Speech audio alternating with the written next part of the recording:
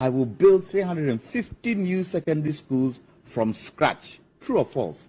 We will never go to the IMF for bailout again. True or false? This is from the president. I think that the most effective way that we can have a debt portfolio for our country that is sustainable is to make sure that the NDC loses this election in December. Kicking out the NDC will be the surest way we can to protect the debt structure of our country. Why do I say that? In the 4 years in which they have been in power, they have more than tripled our national debt from 9 billion cedis, which was at the end of Kufuor's period, to 28 billion cedis today. In the 4 years of the NDC administration, they have contracted more debt than all the governments of our country, from Kwame Nkrumah right down to John Agyekum Kufuor. That is the nature of the situation confronting our country. And I dare say the president would agree with me that without the rebasing of the economy, the debt profile of our country today will be getting towards epic proportions. So we need, when we're talking about the debt profile of our country, to bear in mind two things. One, the areas into which the debt goes. And I agree with some of my previous speakers that the productive investment and the rate of return on them is a critical one. Equally critical is the value for money of the transactions that the debt brings about. We need to look at that. I've given some examples of public procurements that are taking place in our country on an extremely inflated rate. Once again, we need to look at this. You're talking about loans that are given, and inside the loans, the arrangements for determining value for money remain very opaque and unclear. How can you persuade the Ghanaian people that debts are being contracted in these circumstances that are there to push forward their future? We intend to be extremely disciplined about the contraction of debt. We're first of all going to respect the teachings of the national budget and treat it as precious. We will not be stepping outside the constraints of the budget. We are going to make sure that we reduce considerably areas of corruption in the construction and execution of some of these projects. These are the critical matters that our people are looking for leadership on. That we are not going to get ourselves in airline and other aircraft and other transactions that leave so many questions to be answered. The 28 billion is even without the latest Chinese debt. Thank you so much. I think that the most effective way that we can have a debt portfolio for our country that is sustainable is to make sure that the NDC loses this election in December. Kicking out the NDC will be the surest way we can to protect the debt structure of our country. Why do I say that? In the 4 years in which they have been in power, they have more than tripled our national debt from 9 billion cedis, which was at the end of Kufuor's period, to 28 billion cedis today. In the 4 years of the NDC administration, they have contracted more debt than all the governments of our country, from Kwame Nkrumah right down to John Agyekum Kufuor. That is the nature of the situation confronting our country. And I dare say the president would agree with me that without the rebasing of the economy, the debt profile of our country today will be getting towards epic proportions. So we need, when we're talking about the debt profile of our country, to bear in mind two things. One, the areas into which the debt goes. And I agree with some of my previous speakers that the productive investment and the rate of return on them is a critical one. Equally critical is the value for money of the transactions that the debt brings about. We need to look at that. I've given some examples of public procurements that are taking place in our country on an extremely inflated rate. Once again, we need to look at this. You're talking about loans that are given, and inside the loans, the arrangements for determining value for money remain very opaque and unclear. How can you persuade the Ghanaian people that debts are being contracted in these circumstances that are there to push forward their future?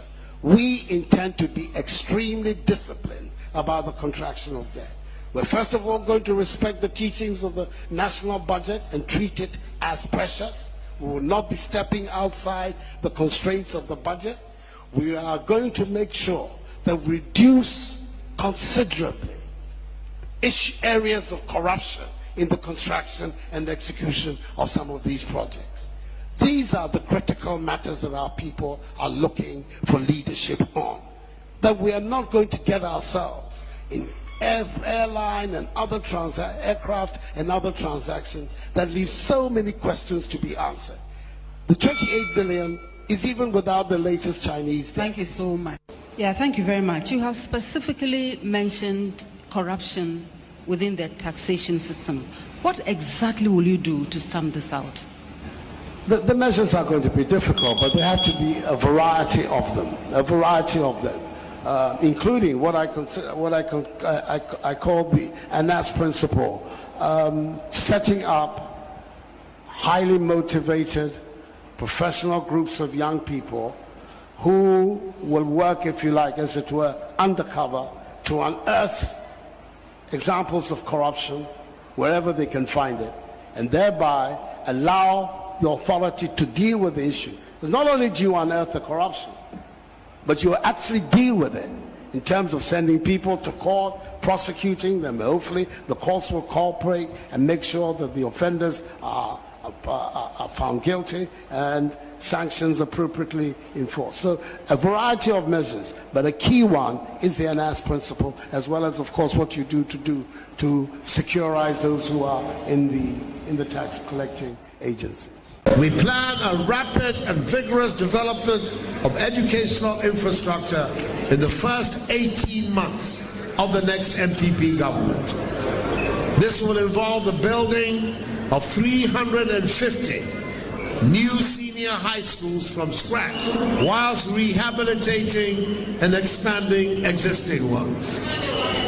Since these schools will be spread across the length and breadth of our country, this construction activity will immediately lead to an explosion of employment in all districts of our country. I've said it and I'll repeat it again. Those who are coming to this administration thinking that it's an avenue for making a lot of money are going to be disappointed.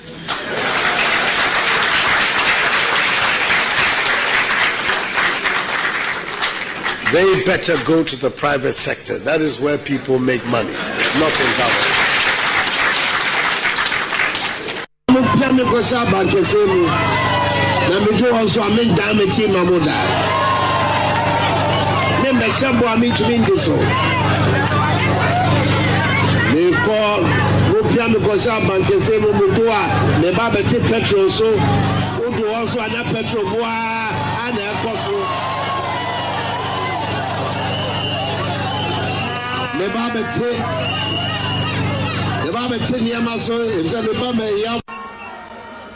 In Kufuor's time, one of the people who advised and helped him develop a strong CD was my running mate, Muhammadu Bawumia. Then he was deputy governor of the Bank of Ghana. It's one of the reasons I brought him to come and join me, that we will work on the CD and create again a strong CD that will be able to allow us to develop our economy and allow our traders and our work to be able to develop.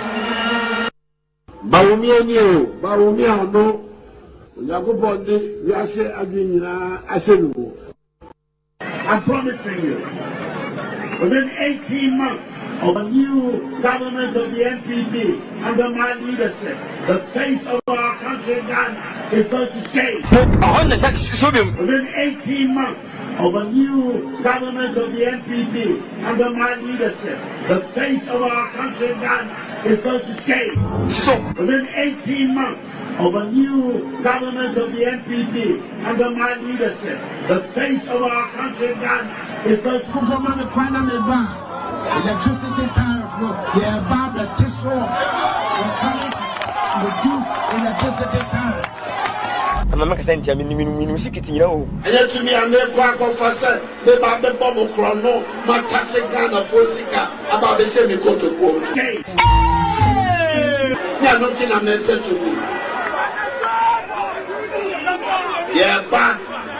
She share pa ebo man she say ya e betumi amagana e tupo e mesika e na hoto e ni atuma e tumi abo man na Ghana so ai dey e tumi akone ni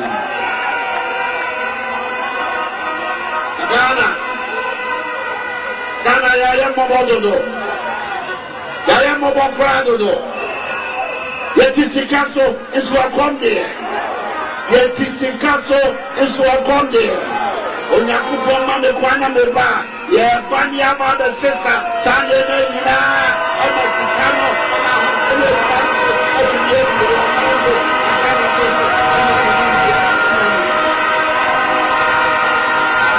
In the first 2 years of an MPP administration, under this Infrastructure for Poverty Eradication program, where every constituency will get $1 million every year for rural and deprived communities. Under this program, there should be no village or community in Ghana after the first 2 years that would have a water problem or a toilet problem. Basic education, and we're going to pilot the use of electronic textbooks at the secondary level, junior high school and secondary level, and so students will receive tablets that have all their core textbooks on the tablet.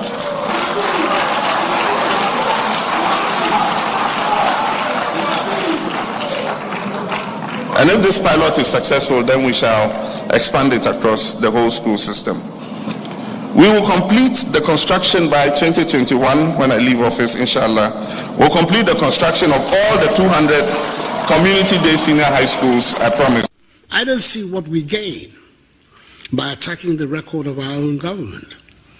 When you do that, then you become then party candidate. What are you going to tell the people of Ghana? Oh, it was Akufo-Addo who misled you and mismanaged affairs. I will be different, even though I am MPP. I'm still under the Oslo's sign. I'm different. And the people of Ghana will be that gullible. No. Let's be serious. I don't see what we gain by attacking the record of our own government. When you do that, then you become then party candidate. What are you going to tell the people of Ghana? Oh, it was Akufo-Addo who misled you and mismanaged affairs. I will be different, even though I am MPP. I'm still under the Oslo's sign. I'm different. And the people of Ghana will be that gullible. No.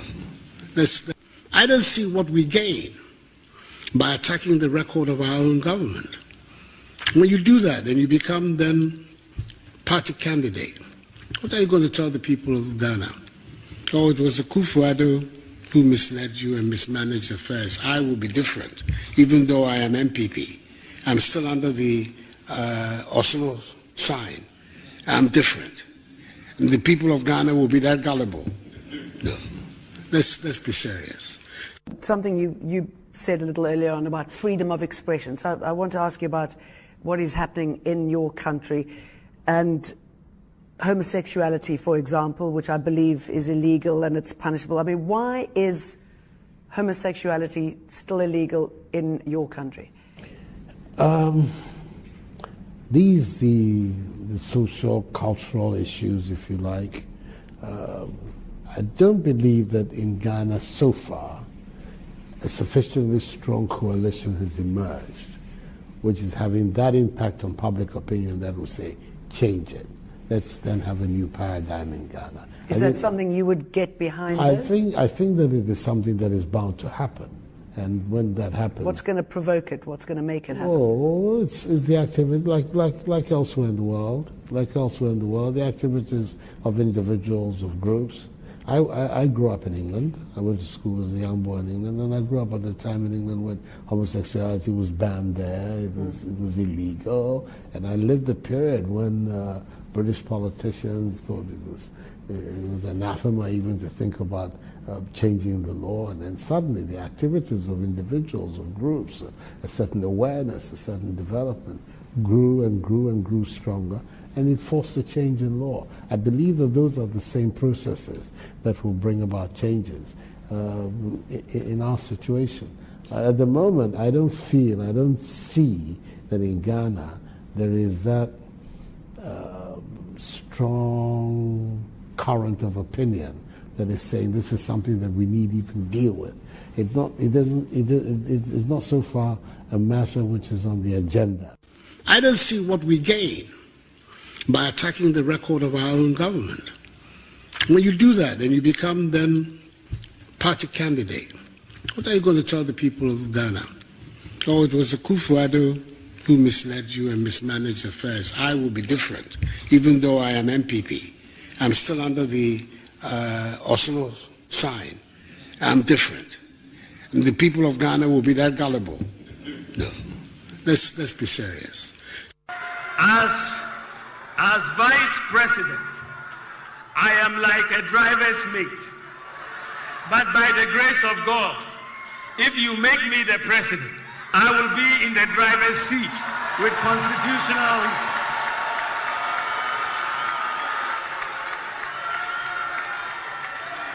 I will be in the driver's seat with constitutionally mandated authority to pursue my vision and my priorities. So what do I want to do in terms of vision and priorities and policies if you give me the opportunity by the grace of God to become president of the Republic of Ghana? The person me boa ankwa adwuma for na to bebrea ya je yehudi ade ya no e ba betwem nyina ma hyase e twetwem ba ko ba we no ba ya be say yesi kasa si na ya hata awodi bi ani anu ti na woni edi twa no yenya ho faso wonu sika ko se tuma bi mu so a unya ho faso because sika no emunye du na no ne adwuma kese a ye ba be ye le ba be tse no ne di ye silia emu odu na wani di twa no unya ho faso o de be se adwuma mu so a unya ho faso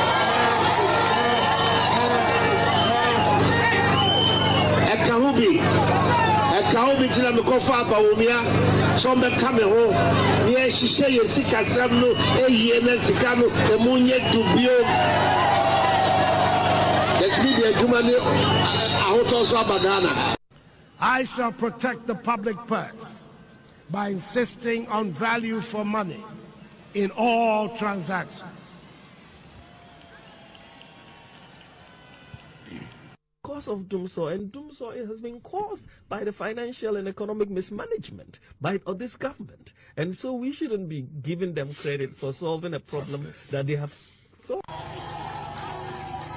It's going to be a new system.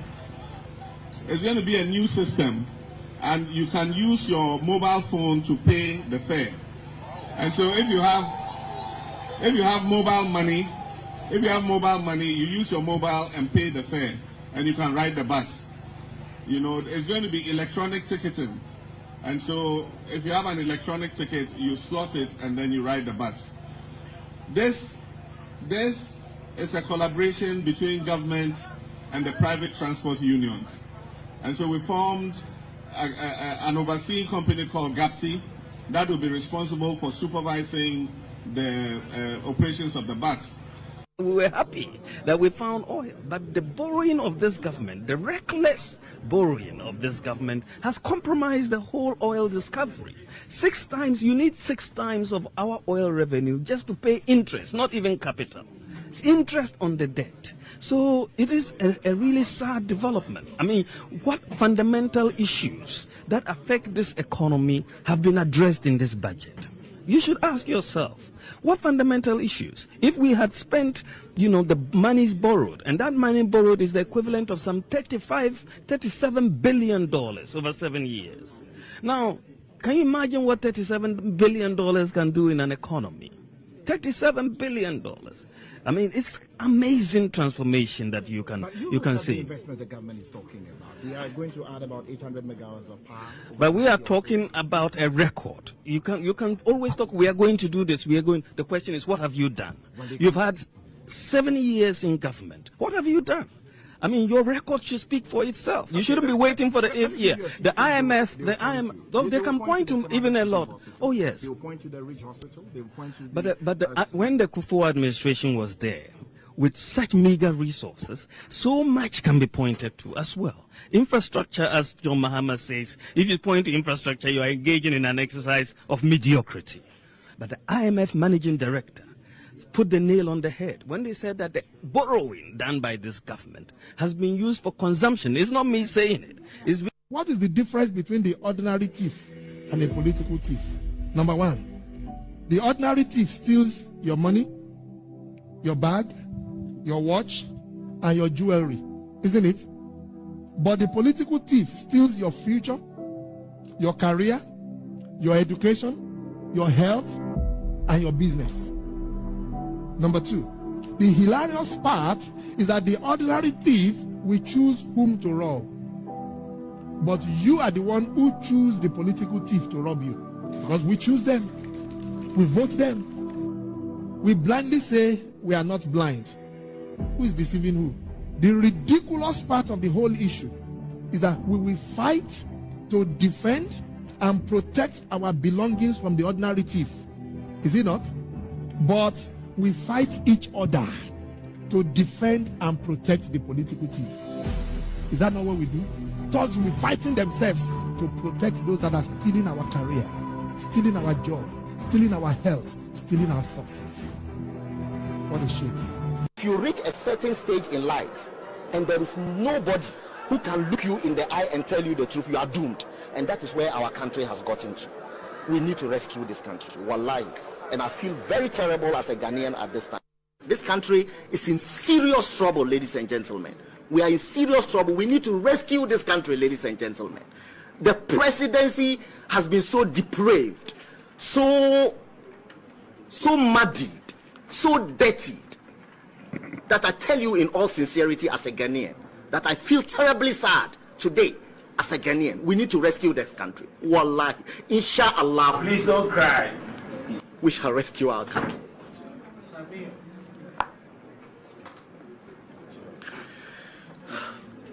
Government is broke, government is broke. But people are spending billions to go inside the government that is broke. Have you ever seen a minister who resigned because government is broke before? Government has no money. Have you ever seen a governor who said, ladies and gentlemen, when I was elected, I thought the government had money. Now I discover government has no money, I resign. Have you ever seen it? Government has no money, but they are bringing money out at election time. Where is that money coming from? So they are lying. What is happening is that there are two types of wicked people in government. Type 1, they eat current money. Any money they find in government, they will eat it. They are wicked about that one. There is type 2. Type 2, they eat current money and future money. They will say, my term will end next year. When I leave, how will I eat money? Let me borrow money now and borrow money of the future and eat it now.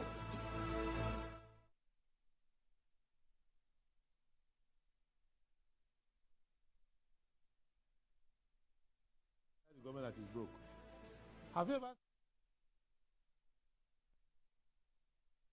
Government has no money. Have you ever seen a governor who said, ladies and gentlemen, when I was elected, I thought the government had money. Now I discover government has no money, I resign. Have you ever seen it? Government has no money, but they are bringing money out at election time. Where is that money coming from? Right, hello, good morning and welcome to the show. This is Good Morning Ghana Live on Metro TV. It's a Wednesday, of course, the 10th day of April 2024. By His grace, we're live and we're here with yet another edition of the show. Our gratitude goes to the Most High God for the rare privilege of being alive and, of course, the opportunity of having another conversation around the top stories making around here in our dear Republic. I'll let you into our panel for the morning's conversation shortly, but let's take a look at the front pages of our newspapers. Daily Graphic. Graphics, your Ghana, My Ghana program. Voters prioritize economy, roads and jobs. That's according to a poll. President signs wildlife bill into law.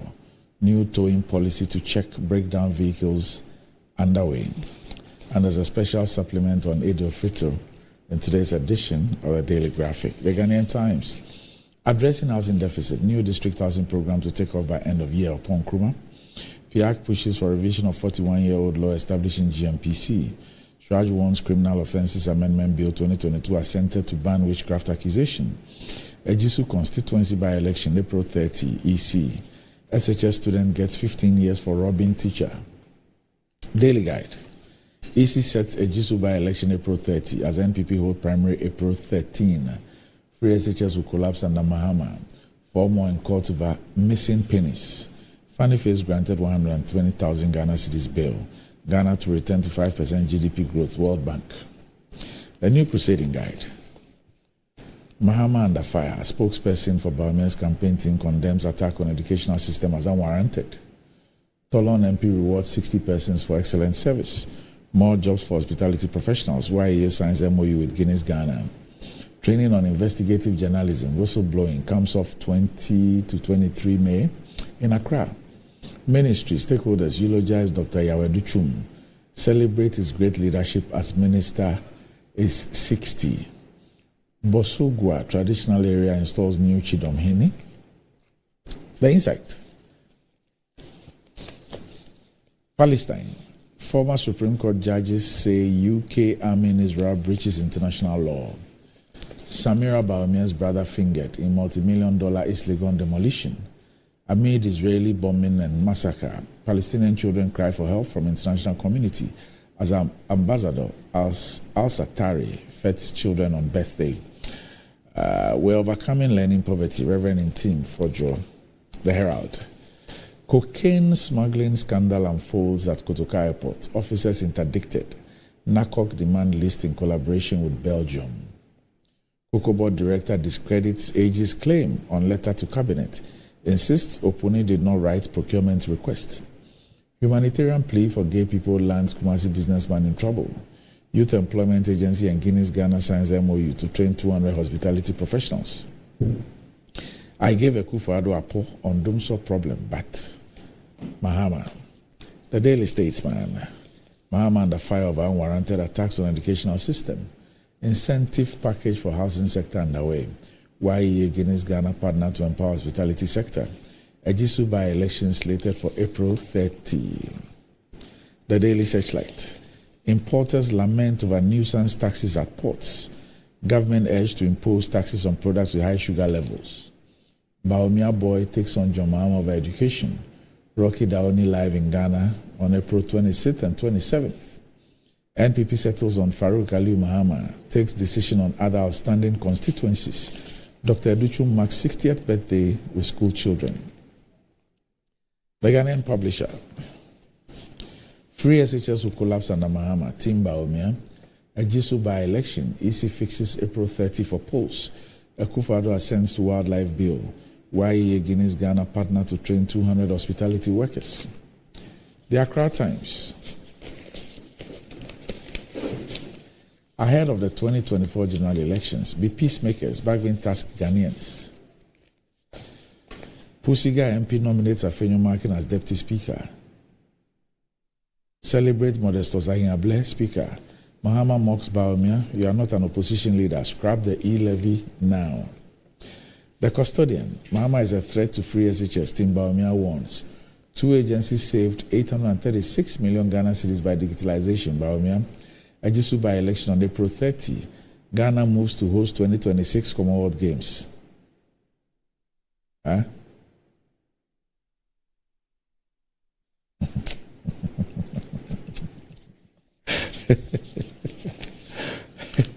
Pardon me. The New Finder. Incentives for housing sector, government, stakeholders, developing fresh package upon Nkrumah. Ex-President Mahama's criticism of WASI results without merit, NPP. EcoBank, Access Bank among top gainers in 313.4 million trade on Ghana Stock Exchange in March. YEA partners gains to upskill 200 youth in hospitality. Daily Post. Guta president endorses Mahama's 24-hour economic policy. Mahama endorses 5% minimum employment of persons with disabilities. Bill proposed by Honorable Sosu. Osman Ayariga petitions OSP to investigate allegations of despicable award of Government of Ghana scholarships by the Registrar of the Scholarship Secretariat, Kingsley Ajiman. Mahama is a humble and listening leader, Guta president. The government is not doing well. That's a fact. Dr. Asa Asante on Bawumia trailing behind Mahama in latest Global Info post. Tell Bawumia to scrap e-levy and other taxes now, not later. Mahama to Guta. And that's about it for the front pages. We're back shortly.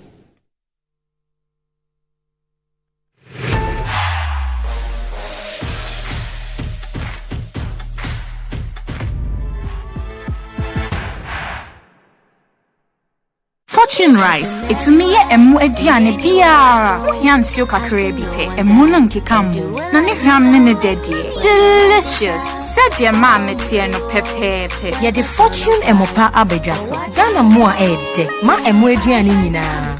FDA aje ejedi nkratoa yatum. Anti-cavity, gum protection, brighter teeth and fresh breath.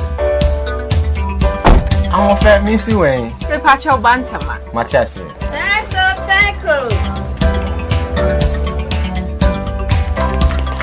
It's her smile, the fresh breath. Me, Gidi said we use to Cal 360 toothpaste.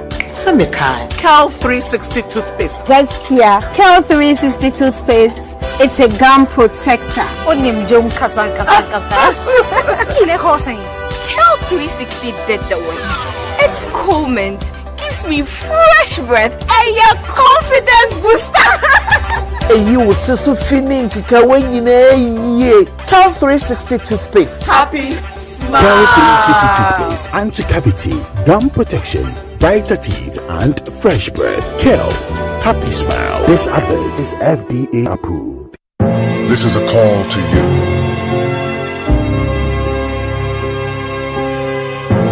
The dreamers. The ones that see no boundaries. Dreamers take a chance. The explorers that chart their own path. Along the vibes, connect the energy. The ones that dare to challenge the status quo. Get connected, feel the vibe. When others try to think outside the box, you wonder, what box? Catch the wave, enjoy the ride. To the architects of their journeys. Every connection is an opportunity to explore every experience. This is your call to adventure. Your journey begins here. Be bold, be daring, be free. Connecting passions, connecting dreams, connecting ambitions. Telecel, connecting energies. In today's modern world, stairs are a challenge, especially for our elderly and those with health concerns. Navigating them can be difficult and even dangerous, but there's a safer way to move vertically. Lifts and Elevators Limited Company, your answer to a more accessible and secure vertical transportation. Our elevators and escalators, including top-of-the-line pneumatic vacuum elevators, Fuji elevators and escalators, offer a safer and more convenient alternative, eliminating the risks of stairs and enhancing accessibility for homes, businesses, and hospitals. Choose safety and convenience with Lifts and Elevators Limited Company. Elevate your spaces today. For more information, visit our website at www.elevatorsgh.org or call now on 0200-535-515. Lifts and Elevators Limited Company, the elevator people.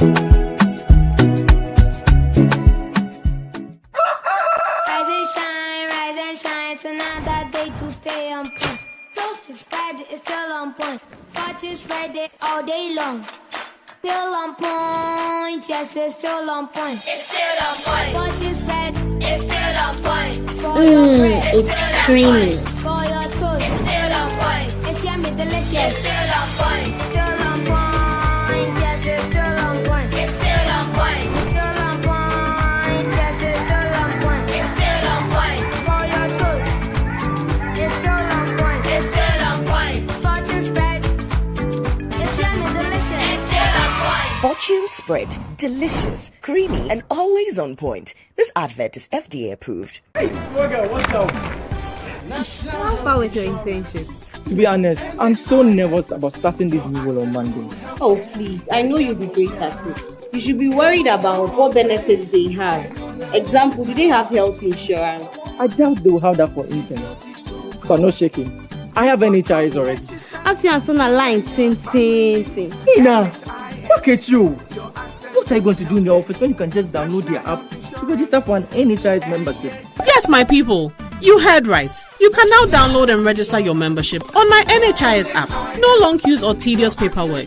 All you need is your Ghana card to register for yourself and for others. Once you register, you get a new digital NHIS card on your phone. My NHIS app gives you access to credentialed health facilities and services across the country. NHIS covers over 95% of disease conditions in Ghana. Access to healthcare just got easier. Now let me sign up quickly. Miss Steph, I'm starting work next month.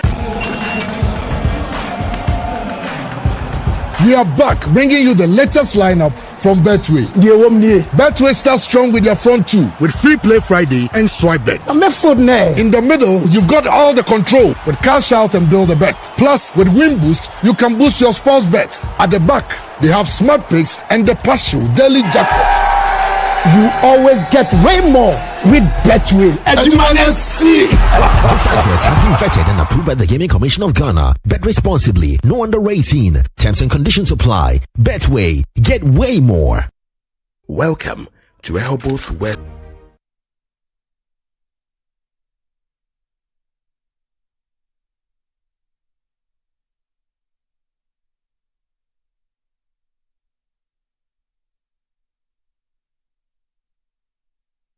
To help meet your business and private printing needs successfully, we have just the right products and services. At Appointed Time Printing Limited, we specialize in digital printing, offset printing, packaging, and security printing. Our innovative designs and complete professional touch on our print products such as posters, flyers, brochures, magazines, whole cards, and any other print solution of your choice ensure that our customers are always happily connected to their audience. With our security printing section, our clients are assured of a highly secured and confidential work process from start to finish. At Appointed Time, our prices are very, very competitive. Locate us at the old GNTC building near Swansea Shopping Arcade, Accra. Contact us on 0501 454165, 0501 454167. Appointed Time Printing Limited. Our printing is the solution. The biggest car center in Ghana, offering unparalleled round-the-clock service in autos and accessories.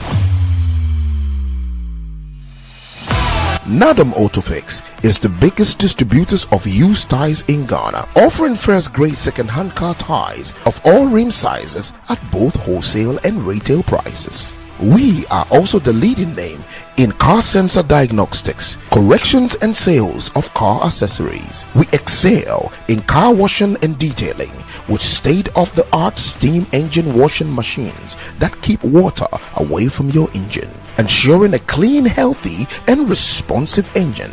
Nadam Autofix, the first name in servicing, car accessories and car washing. Visit us today and experience the world of class difference. Find us today at Asoridaho, directly opposite Dansoman KFC and the Shell filling station.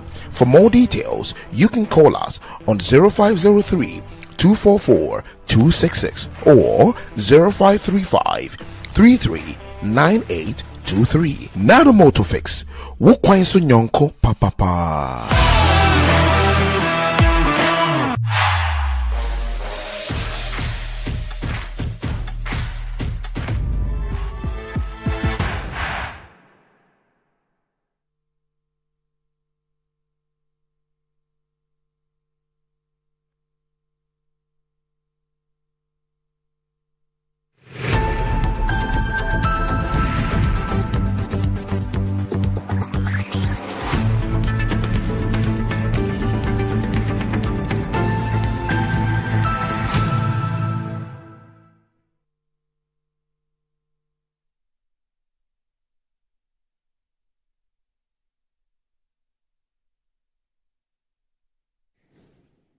Right, welcome back to the show. If you just joined us, this is Good Morning Ghana live on Metro TV.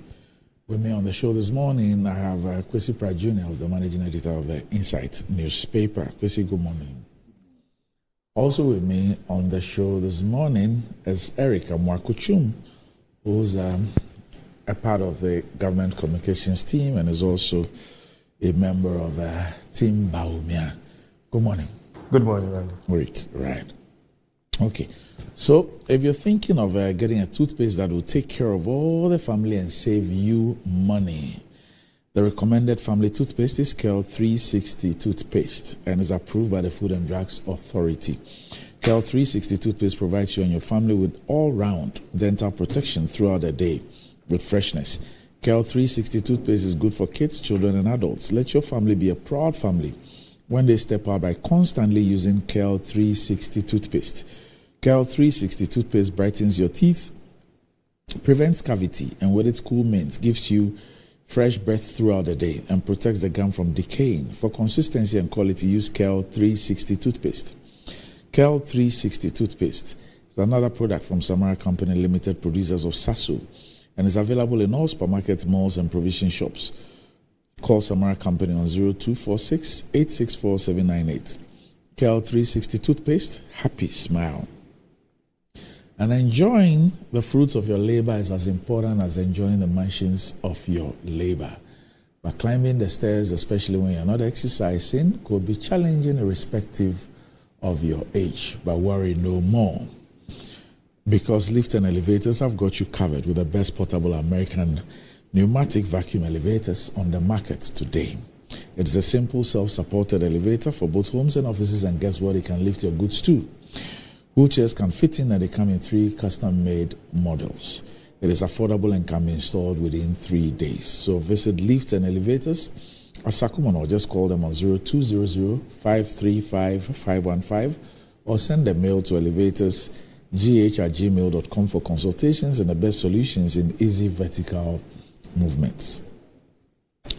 All right. Okay, so we'll start off with something. There's a lot of debate and arguments about a recent poll. We'll deal with that shortly. But I've seen an interesting story. And this is an interview granted by a lawyer, Xavier Kuje, who is the PRO of the Ghana Bar Association. And he says that our laws against corruption also facilitate corruption. Now, the position of Xavier Kuje really is about he raising concerns about how effective the Constitution, the 92 Constitution, is in combating corruption in the country. And he's expressed strong reservations by existing legislations, asserting that they inadvertently facilitate corruption rather than curbing it. He highlighted a fundamental flaw in the legal framework, emphasizing the equal culpability of both the giver and the receiver of bribes.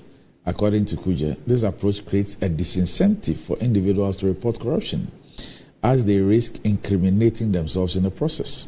Quote, our laws on corruption itself facilitate corruption, and I'm convinced that unless we relook at them, we will not go far in the fight against corruption. If you have a law that says the giver and the taker of corruption are equally guilty, how do you expect to fight corruption with such a law? Do you think I'll bribe somebody and go and report that I've given a bribe when I know that they will arrest me and arrest the person as well, charge both of us and possibly jail us? I don't think that will happen. And corruption has been one menace that has impeded Ghana's development for decades, and many attempts to fight the canker have yielded little results. But the PRO on the Tuesday show noted that the laws need to be re-evaluated, and also there needs to be a paradigm shift in societal principles. He lamented a societal shift where values and principles have been eclipsed by a relentless pursuit of financial gain, and he called for a re-evaluation of societal norms and a return to cherished values, suggesting that such a recalibration is imperative to address the root cause of corruption. Quote, he says, and I've also said that it appears as a people we have unconsciously limited our definition of success to material gains. If it is not money, then you are not successful. As the average Ghanaian who is successful, and that person will begin to mention material things. So I think we've lost our values, and we have to re-look at it, because as individuals who make up society, if we have principles and values that we cherish, we shouldn't be having some of these problems. And his remarks come after the Chief Justice Gertrude Tokono outlined a vision for the judicial arm of government, which included a comprehensive review of ethical practices to restore integrity to the legal system. Now, Kwesi, so there's this part of giver and taker of being guilty. He says that, look, it is counterproductive and it does not facilitate the fight against corruption. The second part, which he raises, is about values. I've asked that question a few times here. That, for example, in Tree, they say that Obi Abobra, when we want to describe somebody who's accomplished, it's Abobra. I'm sure that when you were growing up,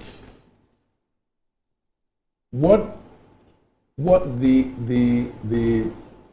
variables that were used to determine Obi Abobra and what is used today, of course, have completely changed. You know, and I guess that's what he's speaking about. That maybe back in the days, you can even share experience with us. Back in the day, they say Obi Abobra, who's the kind of person that we're looking at. And today, when they say Obi Abobra, is it about a fleet of cars? Is it about the number of houses the person says they own? Is it about what they say they have? And obviously, whatever a society cherishes is what its people aspire towards. I don't know what you make of these issues. Well, first of all, I want to start from the position of public commentary on corruption. And I must say that a lot of the public commentary is completely misplaced. Why do you say so? Yeah, because when we talk about corruption, we appear to say that it is the reason why we are underdeveloped or the reason why things are not working in our country.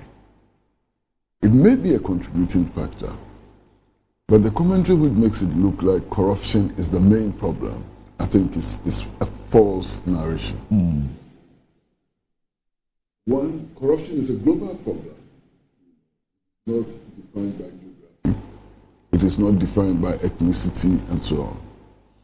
And even the Western countries that some people admire so much and claim that they have developed and so on, there have been major incidents of corruption. Now, if they are able to make the kind of progress that some people believe they have made, in spite of the existence of corruption, then something else must explain our underdevelopment. You understand? And I think that the factor which is responsible for underdevelopment may include corruption. But the main problem is the system of socio-economic development we have adopted. I mean, you take a country like Britain. Not too long ago, some members of the House of Lords were actually indicted for stealing the British taxpayers' money to buy pornographic materials. I don't think that we've had any such case in Ghana before. You understand? So I want to position this discussion on corruption, properly. Now, the claim that our laws on corruption are defective because both the giver and the taker are equally responsible, under the law, I think is a bit false. You do know that people who are engaged in the commission of crime, if they decide to assist investigations and provide evidence, sometimes they do not become accused persons, but they are prosecution witnesses. I'm sure all of us are familiar with that. So that would suggest that if there's a giver of bribe or a taker of bribe who is willing to assist in investigations and prosecutions and so on, he may be given some indemnity by the Attorney General. So that statement is also not completely true. Then there's the issue of values. I mean, Randy, when you live in a capitalist society, where the extraction of value, surplus value, and what comes with it is an indication or provides an indication of your status in society. What do you expect? What do you expect? The capitalist society is for the rich. how much value you are able to extract and keep for yourself, how much surplus value you are able to extract and keep for yourself, determines your status in society. So clearly, if we live in a society like this, the values will be different.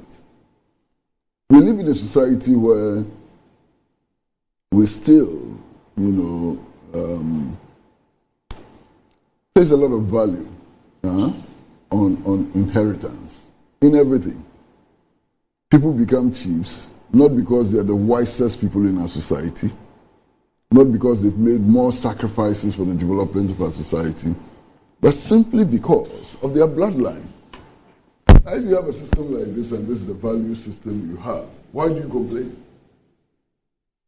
Why do you complain? I mean, the whole foundation of society is wrong. You need to challenge the very basis of our society. I mean, all of us do know of the principle of the divine rule of kings. I'm sure we all know that quite clearly. So there was a point in history, not too long ago, where actually kings, and if you like, chiefs, were believed to be the representatives of God on earth. Representatives of God on earth, simply by their bloodline. So I think that we need to reorder our society if we think that these values are wrong. New values should only come from the reality of the production relations that we have and the altering of the production relations. That is what will bring new value. Sermonizing, pontificating, and so on does not bring values to society. Values are determined in the cost of production and distribution. You understand? So these are my views. All right. Okay. Let me hear you. Well, anyway, good morning to you. Good morning. I haven't been here for a few weeks. Yes. Truth of the matter is that I think that the concept itself suggests that he is looking at it from the perspective of, okay, if someone gives out a bribe, then they're not inclined to go and actually report that particular incident because then they're also found culpable. So, I mean, we can debate that. I also feel that, I mean, there's a lot more to this corruption conversation that we normally don't have because of the politics of it and how we want to sensationalize some of the things. I mean, so if you juxtapose what happens in the corporate environment, even when an audit is done, that audit is not done to look for, if you like, things that are not good, but to even find ways of making sure that the processes that the organization has adopted is actually effective. And in our case, what tends to happen is that you read the Auditor General's reports, there's a Public Accounts Committee, and if you take it from even 1992, every single year, it's almost as if that the same things occur. You can close your eyes and you'll see that the same issues are occurring. And I'm of the view that even when it comes to these things, there's just a certain aspect of administrative, if you like, lapses and, inefficiencies that we don't really talk about because I think that the corruption aspect becomes the focus.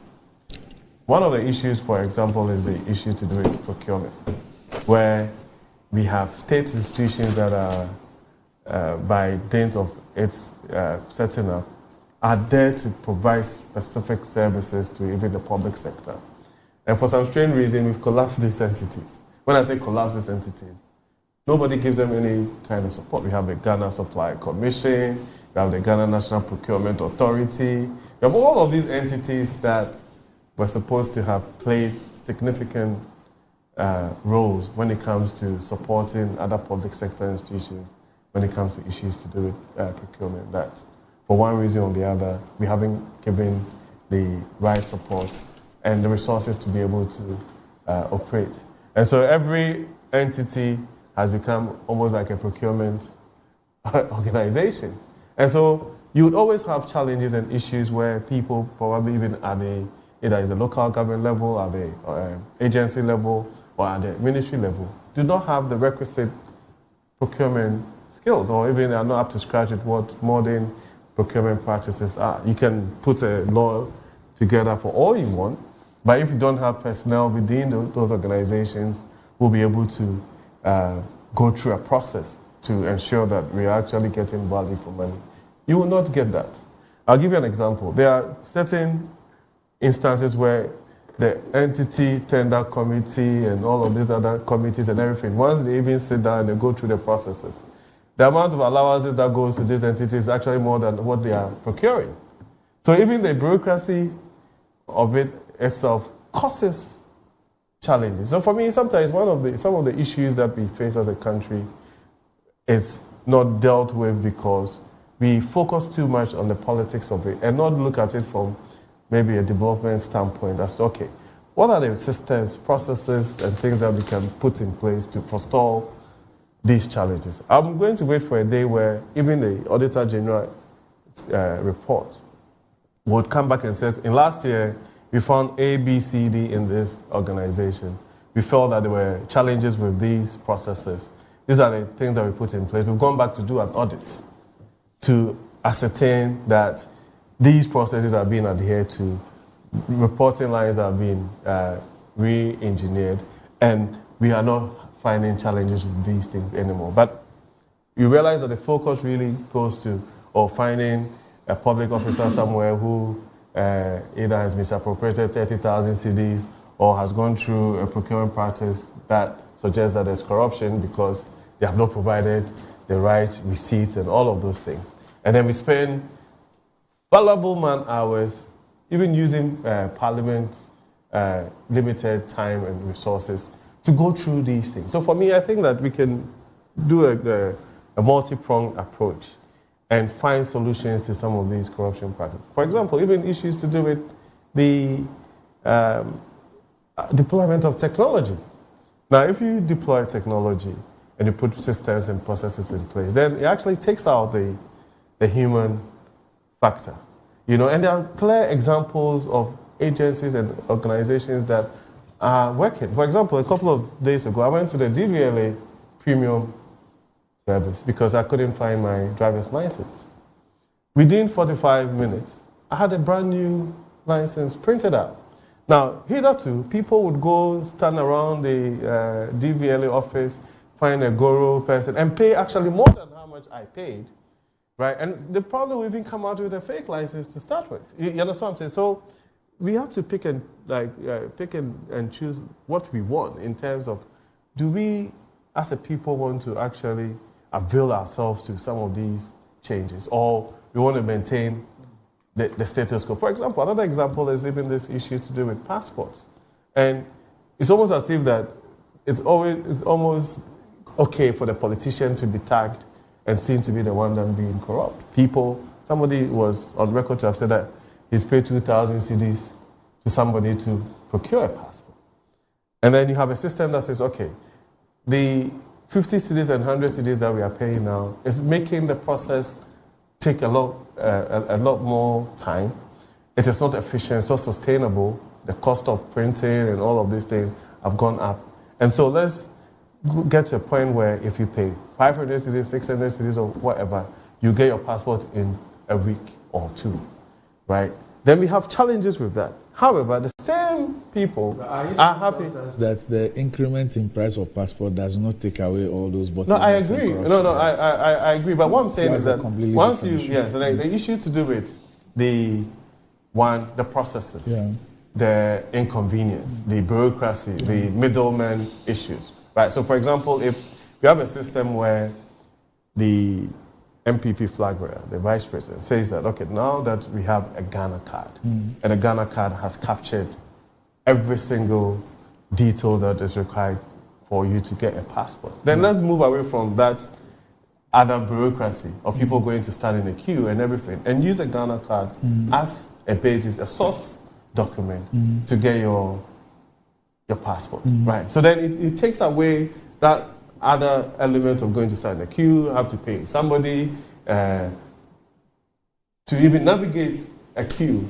to be able to get these things. So for me, I think that, I'm digressing a little bit, but I think that if we adopt technology, we institute processes and also analyze the issues properly, right, in terms of, okay, how is it that this is a local assembly, every single year they find themselves at the Public Accounts Committee for the same issues. It's either a human error, an administrative error, or pure incompetence and negligence. And if that happens, then we should also see that these persons are being penalized. Okay. They're being Gentlemen, let's hold on to this issue. We'll come back to it. Because I wanted to make a comment on the Ghana card issue. We'll come back. We'll come back to this issue. However, earlier on I indicated that there's a lot of arguments about polling, and it has to do with the recent Global Info Analytics poll. And the daily graphic on its front page speaks about graphics, your Ghana, my Ghana program, voters prioritize economy, roots and jobs. And then on page 18 of the same newspaper, they speak about NPP can't break the 8. That's according to the research. But the campaign team of New Patriotic Party flag bearer Dr. Mahmoud Bawumia has firmly dismissed the findings of a survey conducted by Global Info Analytics, which purportedly places the NDC flag bearer, John Romani Mahama, ahead of Dr. Bawumia in the upcoming December polls. In a press briefing held in Accra, Dennis Miracles Abuaji, Director of Communications for the Dr. Bawumia campaign, asserted that the survey results do not accurately represent the prevailing sentiment on the ground. He further remarked that the survey appears incomplete and fails to provide adequate insights into the electorate's opinions, indicating deficiencies in its methodology and execution. Quote, there is not a single organization that is an authority over electoral polling, and we have about 4 to 6 of them that we work with. And unfortunately, this particular poll you reference is one that we have never received the indices that they use. We don't have much that we can do about that particular one because it doesn't tell much and looks scanty and really doesn't tell of a polling that was done properly. And if you check the graphic story, Mr. Richard Ahiagwa, the communications director of the MPP, is also reported to have said that he's disputed the result of research, saying it did not reflect the reality of how Ghanaians felt about MPP administration. He says, I have a problem with the poll itself, the measurements we are dealing with. I don't have confidence in it. It is something that should be taken on its face value, but not a representative feeling of the people because of the research itself. I don't think it gives us a clear picture of people's views presently in the country. And buttressing his point by quoting a question from the questionnaire used, he stressed that the methodology used by Global Info Analytics for the research was problematic and did not allow respondents to give a clear impression of the direction of the country. And he then cited a recent report by the World Economic Governance Index. Well, it's something that we can look at shortly. But I have Mr. Musa Dankwa, who's the head of polling at Global Info Analytics, on this particular issue, so that we can really try and put to rest some of these issues. Good morning, Musa.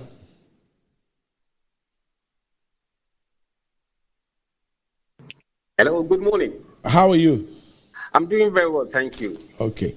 All right. I'm sure that, first of all, for those who do not know about your organization, I mean, what is Global Info Analytics? Global Info Analytics is a market research and data company. We do market research, public opinions, and also we do political risk forecasting for investors. How long have you been doing this? We've been doing this for the past, I think, almost 5 years now. 2019, March, we were set up. Okay. Well, what are some of the key polls that you have conducted? In fact, we conducted a poll in the 2020 elections, just days before the elections were held. And we also conducted a poll in the MPP primaries, the last delegate polls. We also conducted a poll on the e-levy before the government went on to a frenzy to engage the public. Let's look at 2020 elections and the MPP primaries. How did the results of your poll reflect in the actual outcome? Days before the elections, our polls were indicating that Nana Addo was going to prevail with 50.4%, plus or minus 1.9% margin of error. And he got 51.3%. What about MPP primary? In the MPP primaries, we said Dr. Bawumia was going to get 58.4 plus 1.9% margin of error. That is 60.3 or 60.4, and he got 61.3. Okay. Now, you have released the results of the latest poll that you conducted, and there are different angles to it. I'm sure that you've seen today's edition of the Daily Graphic, where the issues of what voters prioritize, economy, roads, jobs, and others, has come up. And then you're supposed to be on a panel, according to the story, you were on a panel with Dr. Rashid Pelpo and Mr. Richard Ayagba of the NDC and MPP respectively. And Mr. Ayagba disputed the results of your research. He says it did not reflect the reality of how Ghanaians felt about the MPP-led administration. Quote, I have a problem with the poll itself. The measurements we are dealing with, I don't have confidence in it. It is something that should be taken on its face value, but not a representative feeling of the people. Because of the research itself, I don't think it gives us a clear picture of people's views presently in the country. And he says the methodology used by your institution for the research was problematic and did not allow respondents to give a clear impression of the direction of the country. And we also have seen a presser by the campaign team of Dr. Bawumia, and they say that your survey appears incomplete and fails to provide adequate insights into the electorate's opinions. And they indicate deficiencies in your methodology and execution. Quote, there is not a single organization that is an authority over electoral polling, and we have about 4 to 6 of them that we work with. And unfortunately, this particular poll you reference is one that we have never received the indices that they use. We don't have much that we can do about that particular one because it doesn't tell us much and looks scanty and really doesn't tell of a polling that was done properly. First of all, can you take us through your methodology and execution and then address these concerns as well? All right, thank you very much for having me. Global Informalytics, people can testify, is the only polling company in Ghana that has ever produced its research methodology well in advance before the polls are conducted. We also publish our research instrument or survey instrument well in advance for all to see the kind of questions we ask, whether they are leading or misleading questions. And then also, we are the only ones that tell everybody where the polls will be conducted throughout the country. We, in fact, provide the constituencies, and indeed, those who contact us, we are able to tell them which electoral area we're going to go to. All is done in transparent way. In terms of methodology, it is very important that we understand that the sampling size or the sample size is the fundamental data that has to be resolved from the beginning. And how do we calculate the sample size? It is mathematical. It's not by intuition or somebody's imagination. Now, if you take the sampling that we use, 6,128, it is the result or the product of using 18.5 million voters as a variable and also picking 1.66% as our margin of error for this survey, and then a confidence level of 99%. When you run this input into a formula, you'll get the 6,128. So the issue of this sample inadequacy is resolved through mathematics. And secondly, once we decide on the national sample, we then allocate this national sample to each of the regions based on its contribution to the National Register of Voters. In effect, we are weighting the sample to represent the people who vote from that region.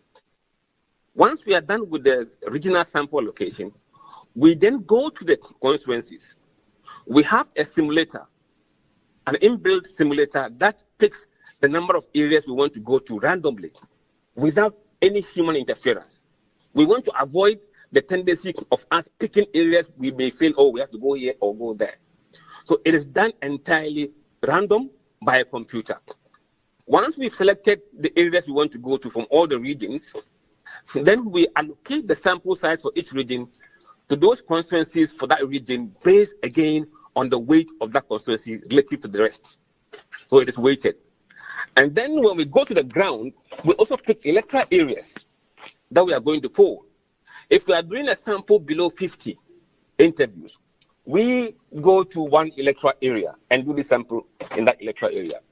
If we are doing between 50 and 100, we go to at least 2 electoral areas that will be picked randomly to visit. And then again, the samples are weighted based on the contribution of that electoral area to all the electoral areas in the constituency. If we are doing over 100 and up to 150 interviews, we go to at least 3 electoral areas. Again, the sampling are measured or distributed in that manner. And then when we hit the floor or we hit the ground, we stand at junctions where everyone has a chance of being interviewed. Junctions, car park, markets, workplaces, and interview people randomly we see on the street. We don't pre-select anybody before we interview them. And then the interviews are conducted using devices, tablets, phones, and the rest. So we are able to see real-time data, the information that is coming through. And that is also equipped with GPS. So we can tell exactly where each officer is standing.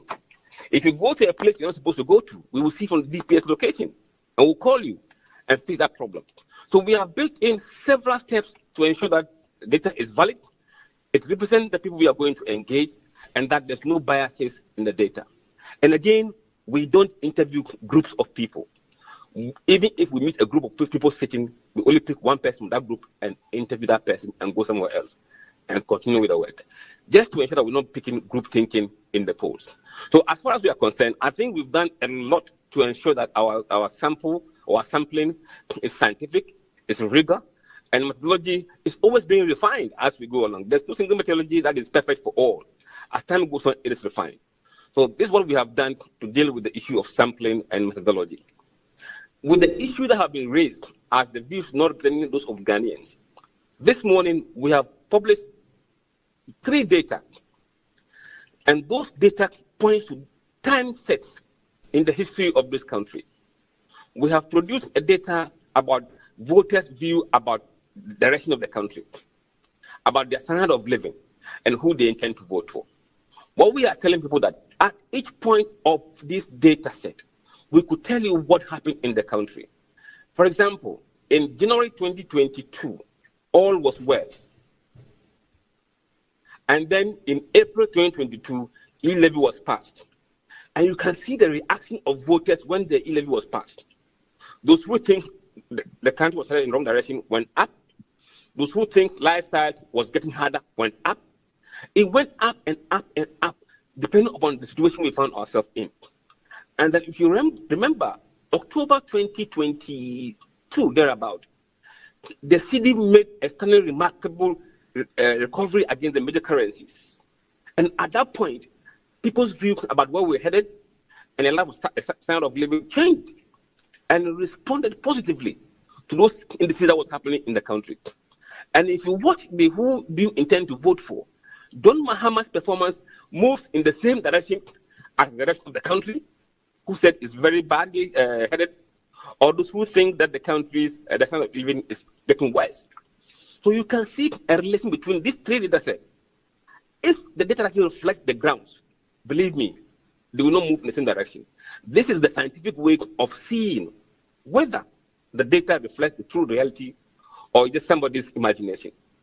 And then again, as data, those who work with data, if your sampling is not rigorous, it's not very representative, the curve you have every time will be going up, down, up, down, up, down.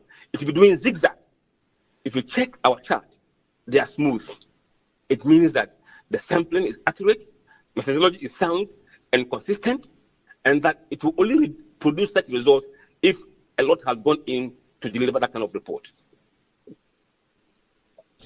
Now, so let me just ask you this.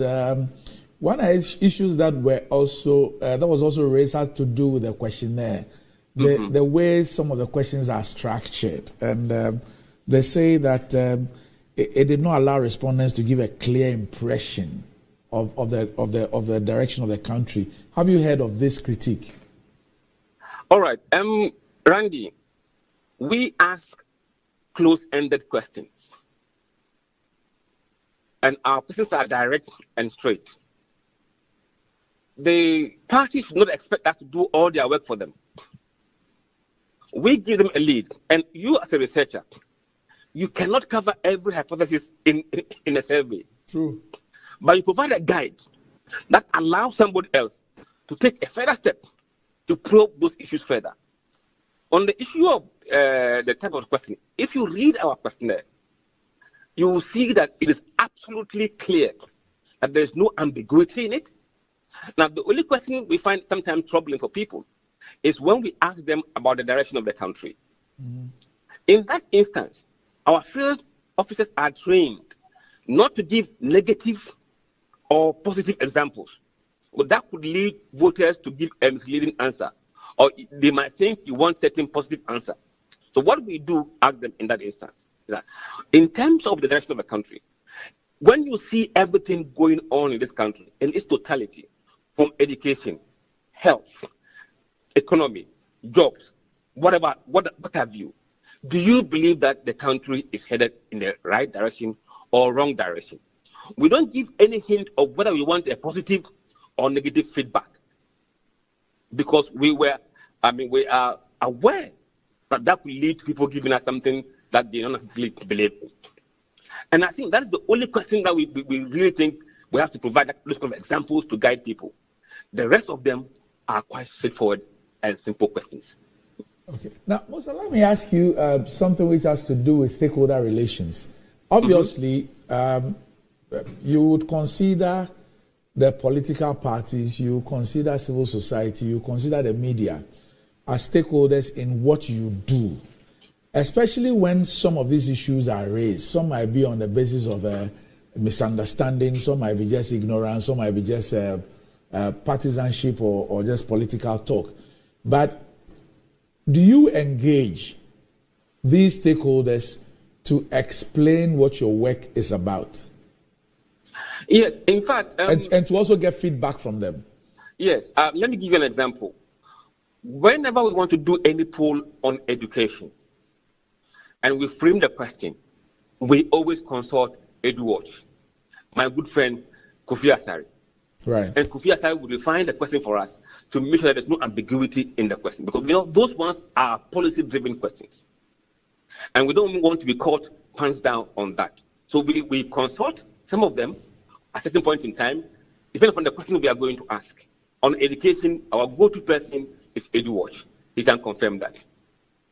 But with regard to political parties, look, we don't want to be talking to them at that level, because what we are doing really is for them to use it. And the questionnaire we publish, it is well ahead of the polls. And if they have any questions or issues or concerns, our numbers are there. None of them has ever called us to complain. Have you ever engaged the political parties?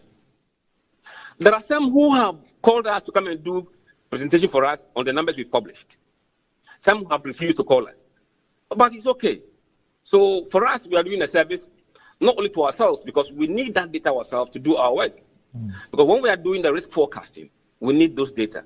And we cannot mislead our clients by putting out the misleading data. That would be against our very survival as a company.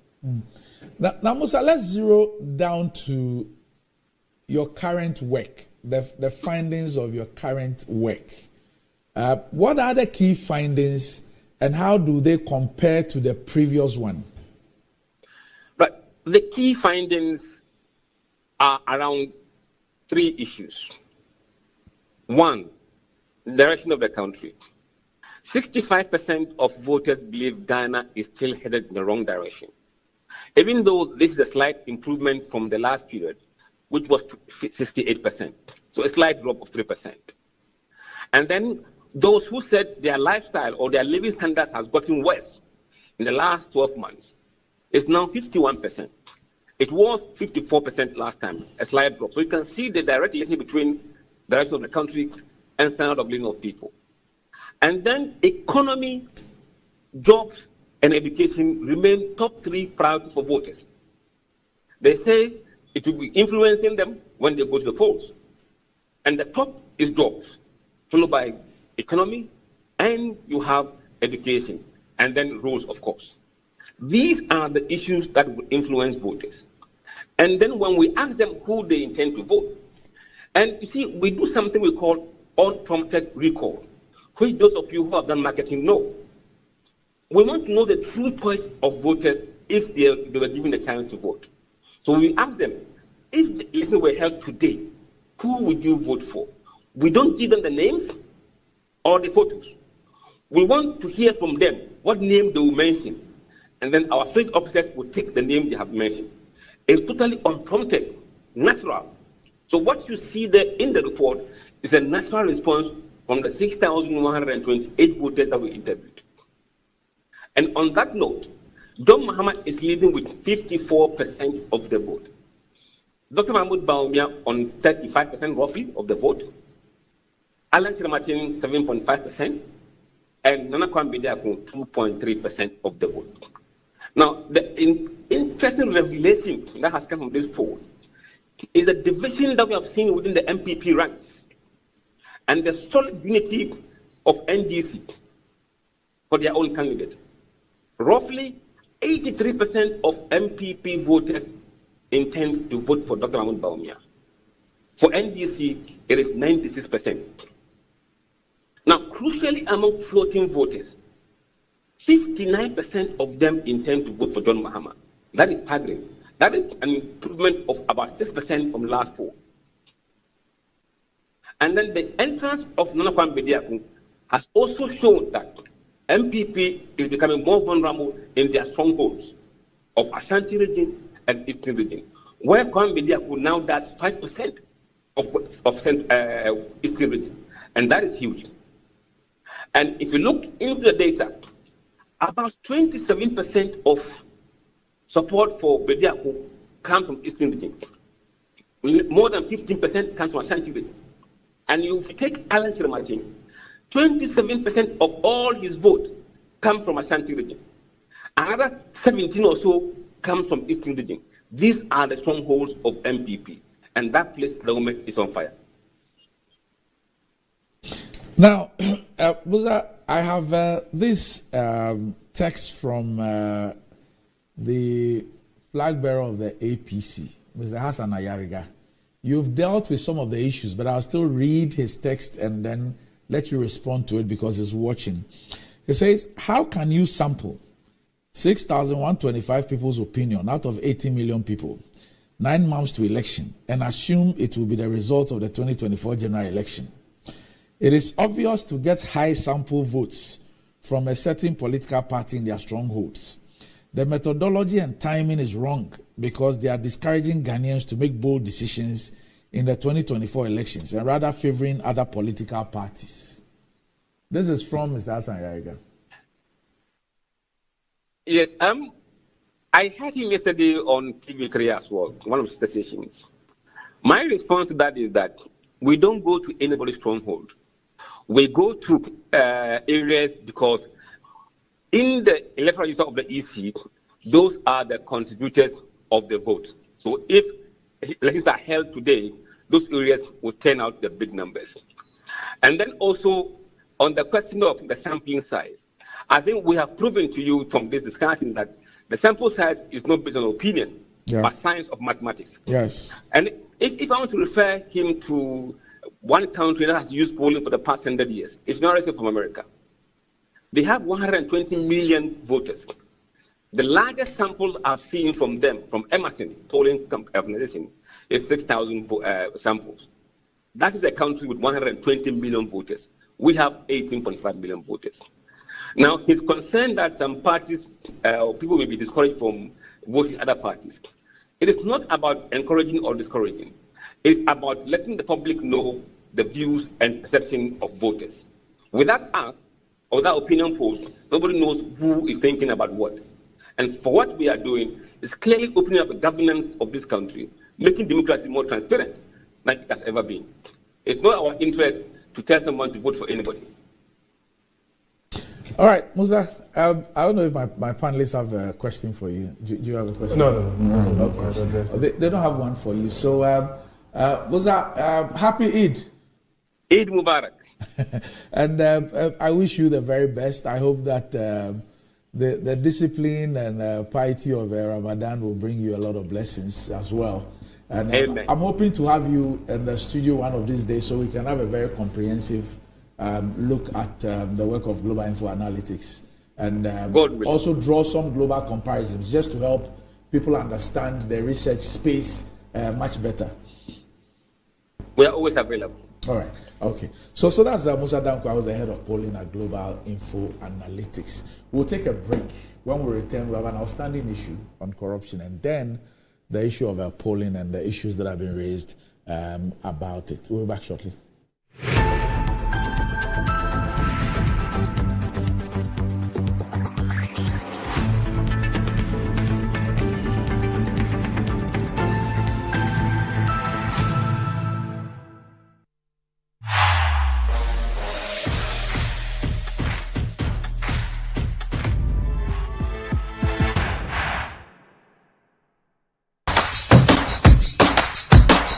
It's good to stay strong together.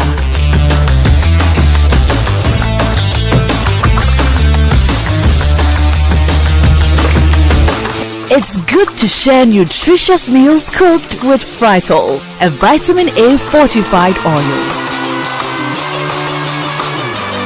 Fritol, you deserve a life of goodness. This advert is FDA approved. Introducing the new Jamal washing powder with multi-enzymes that helps remove stubborn stains. It has a nice fragrance. Not harsh on my hands. Foams easily. And removes stains well. Oh, I still to be.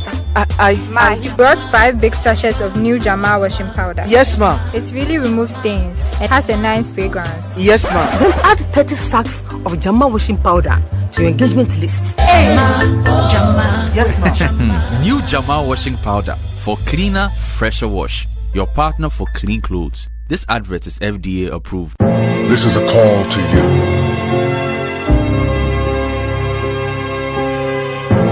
The dreamers. The ones that see no boundaries. Dreamers take a chance. The explorers that chart their own path. Unlock the vibes, connect the energy. The ones that dare to challenge the status quo. Get connected, feel the vibes. When others try to think outside the box, you wonder, what box? Catch the wave, enjoy the ride. To the architects of their journeys. Every connection is an opportunity to explore every experience. This is your call to adventure. Your journey begins here. Be bold, be daring, be free.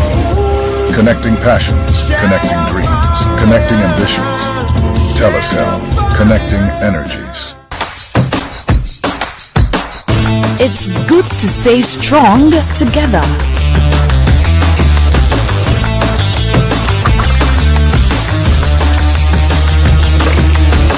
It's good to share nutritious meals cooked with Fritol, a vitamin A fortified oil. Fritol, you deserve a life of goodness. This advert is FDA approved. Introducing the new Jamal washing powder with multi-enzymes that helps remove stubborn stains. It has a nice fragrance. Not harsh on my hands. Foams easily. And removes stains well. Oh, I still to be. Ma, you brought 5 big sachets of new Jama washing powder. Yes, ma'am. It really removes stains. It has a nice fragrance. Yes, ma'am. Then add 30 sacks of Jama washing powder to your engagement list. Hey, Jama. Yes, ma'am. New Jama washing powder for cleaner, fresher wash. Your partner for clean clothes. This advert is FDA approved. Anti-cavity, gum protection, brighter teeth, and fresh breath. I'm a fair missy way. The Pacho Bantama. Machasi.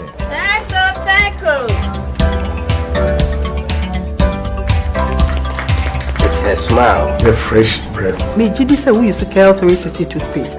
Some kind. Cal 360 toothpaste. That's here. Cal 360 toothpaste. It's a gum protector. Onim Jom Kasan. Kile Hossein. Cal 360 did the one. It's cool mint. Gives me fresh breath and your confidence booster. And you will so feeling to Cal 360 toothpaste. Happy smile. Cal 360 toothpaste, anti-cavity, gum protection, brighter teeth, and fresh breath. Kel, happy smile. This advert is FDA approved. In today's modern world, stairs are a challenge, especially for our elderly and those with health concerns. Navigating them can be difficult and even dangerous, but there's a safer way to move vertically. Lifts and Elevators Limited Company, your answer to a more accessible and secure vertical transportation. Our elevators and escalators, including top-of-the-line pneumatic vacuum elevators, Fuji elevators and escalators, offer a safer and more convenient alternative, eliminating the risks of stairs and enhancing accessibility for homes, businesses, and hospitals. Choose safety and convenience with Lifts and Elevators Limited Company. Elevate your spaces today. For more information, visit our website at www.elevatorsgh.org or call now on 0200-535-515. Lifts and Elevators Limited Company, the elevator people.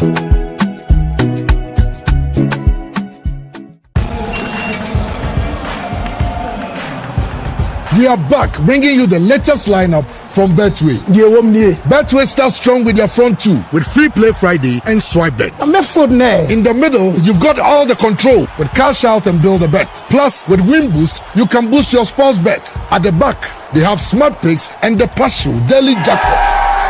You always get way more with Betway. This advert has been vetted and approved by the Gaming Commission of Ghana. Bet responsibly. No under 18. Terms and conditions apply. Betway. Chin rice. It's me emu ediane biara. Yan sio kakre bi pe. Emu no nkekamu. Na ne hwam ne dedie. Delicious. Said your mama tie no pepepe. Ye the fortune emopa abedwaso. Ghana mo a ede. Ma emu ediane nyina. FDA aje ejedi nkratoa yatum.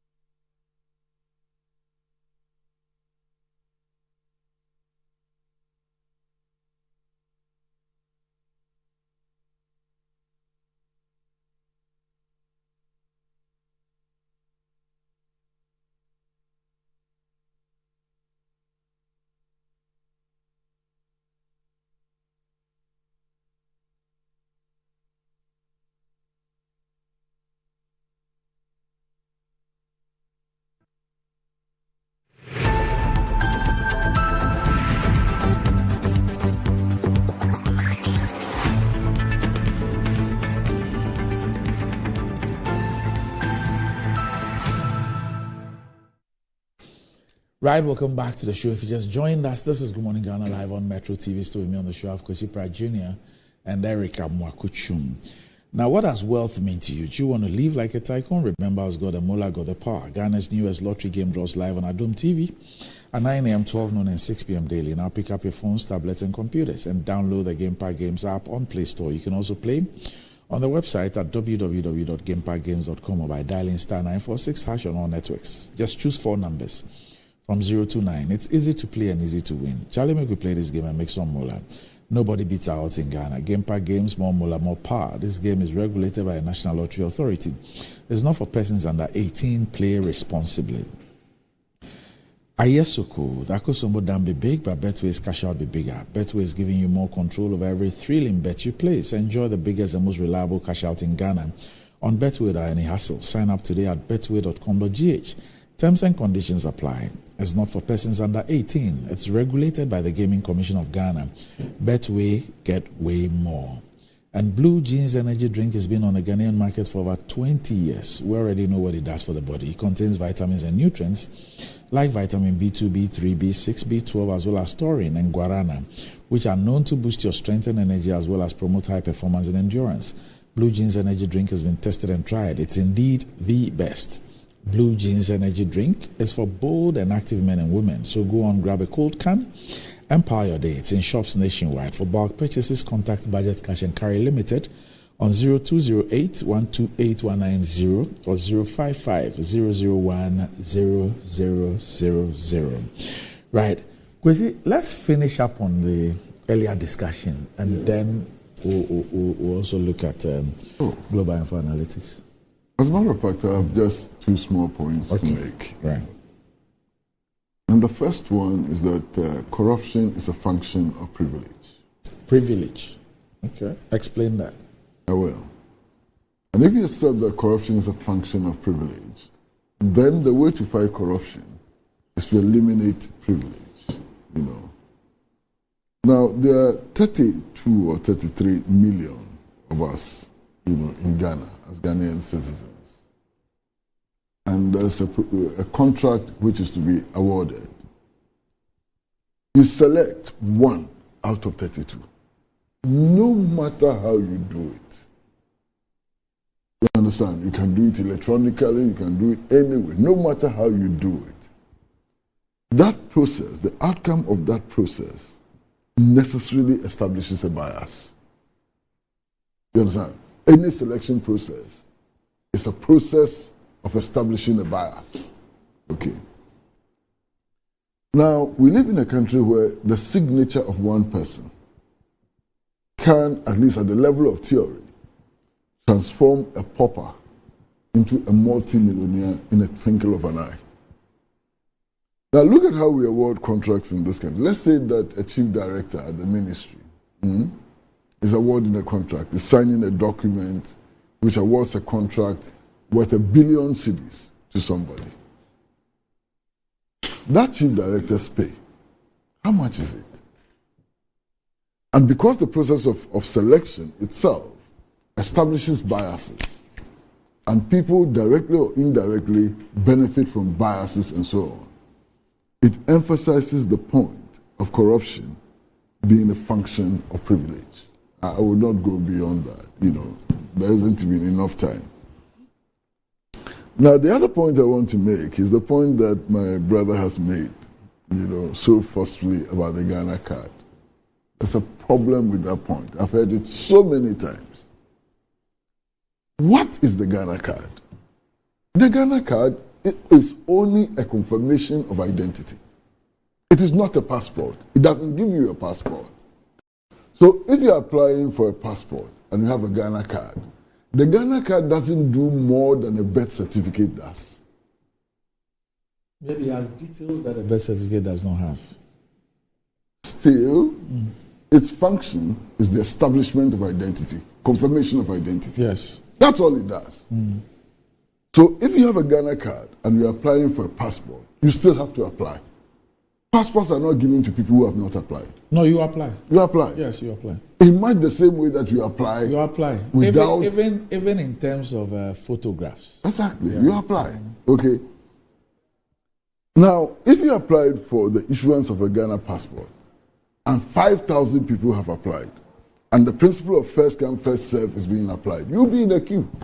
You can't jump the queue. You can't do anything. It'll only be an electronic queue.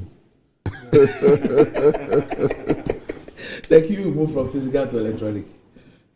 Even that is problematic because the process still entails being captured, your photograph being captured. Yeah, you can upload a photograph. Okay, whatever. Okay. But then there can be the introduction of other checks and checks and so on, which will require physical presence. No, that's not what Dr. Baumia is proposing. He's proposing that the Ghana card in its present state captures all the details that is required in a passport. And so what you do is that you just state your Ghana card number, apply for the and let them pull the data. And then they pull the data from the Ghana card that goes onto your passport. So what it means? So does it therefore mean that some of the information that a passport requires, that a Ghana card does not require, will be discarded? So, for example, the issue of in case of emergency or something, there's a name and a number and relationship that you put on. Exactly. Then there's the issue of even grandparents. If you check your passport, this thing, they go beyond your parents. So even grandparents and their addresses and all that. Those are things that a Ghana card does not ask you for. Does it mean that, I mean, but so that's what I'm saying. The main details but are if the my biometric. if my brother would allow me to okay, finish, so I just wanted you understand. I mean, Randy, I think that you raised a very important point. I know that the process of acquiring a Ghana card requires information about your parents and so on. So that is dealt with. But persons to contact in cases of emergency and so on, you are right. And a passport even requests grandparents, exactly, even beyond parents. Yeah. So you are absolutely right on that. What I'm saying is that today, most applications for passports are done online. Oh yeah. Today, as we sit here. No, yes. So what does the passport office do?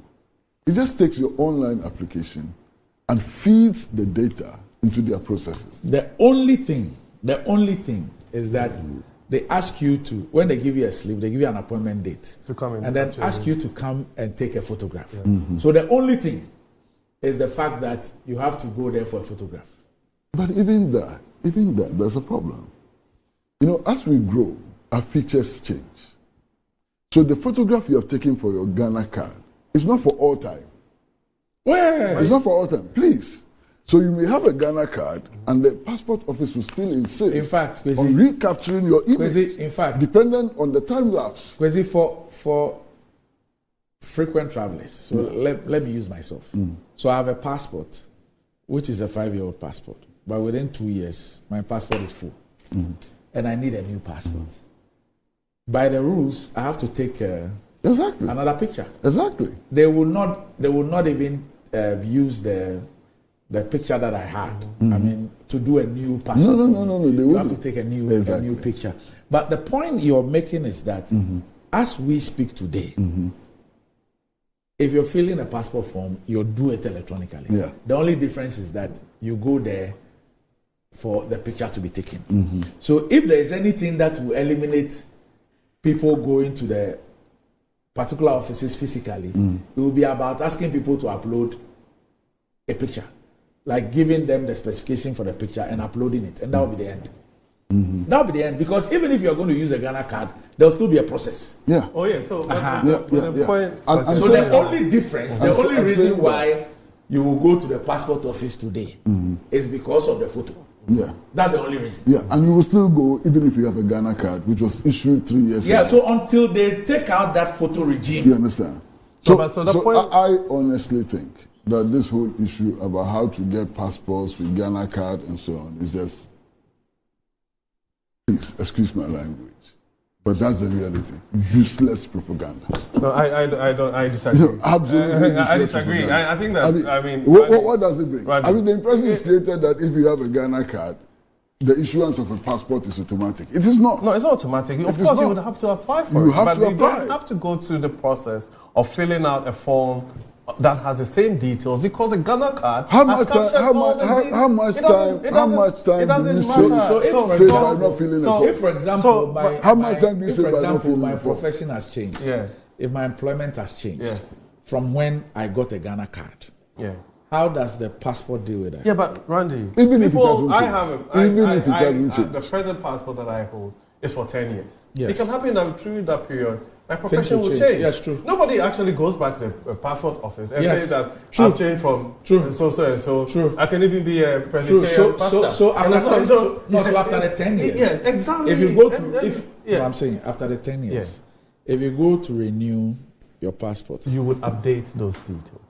How do you do that? No, after 10 you years, go update your Ghana card No, first. what I mean is that after 10, so we have that same regime as we speak. Yes. And if I have a passport today and it's going to expire in 10 years' time, yes, I will not necessarily go to the passport office to say that my profession has changed and now I'm a priest to start with. You understand what I'm saying? And so those are details. You have a system where these things with technology you'll be able to do so. You understand what I'm saying?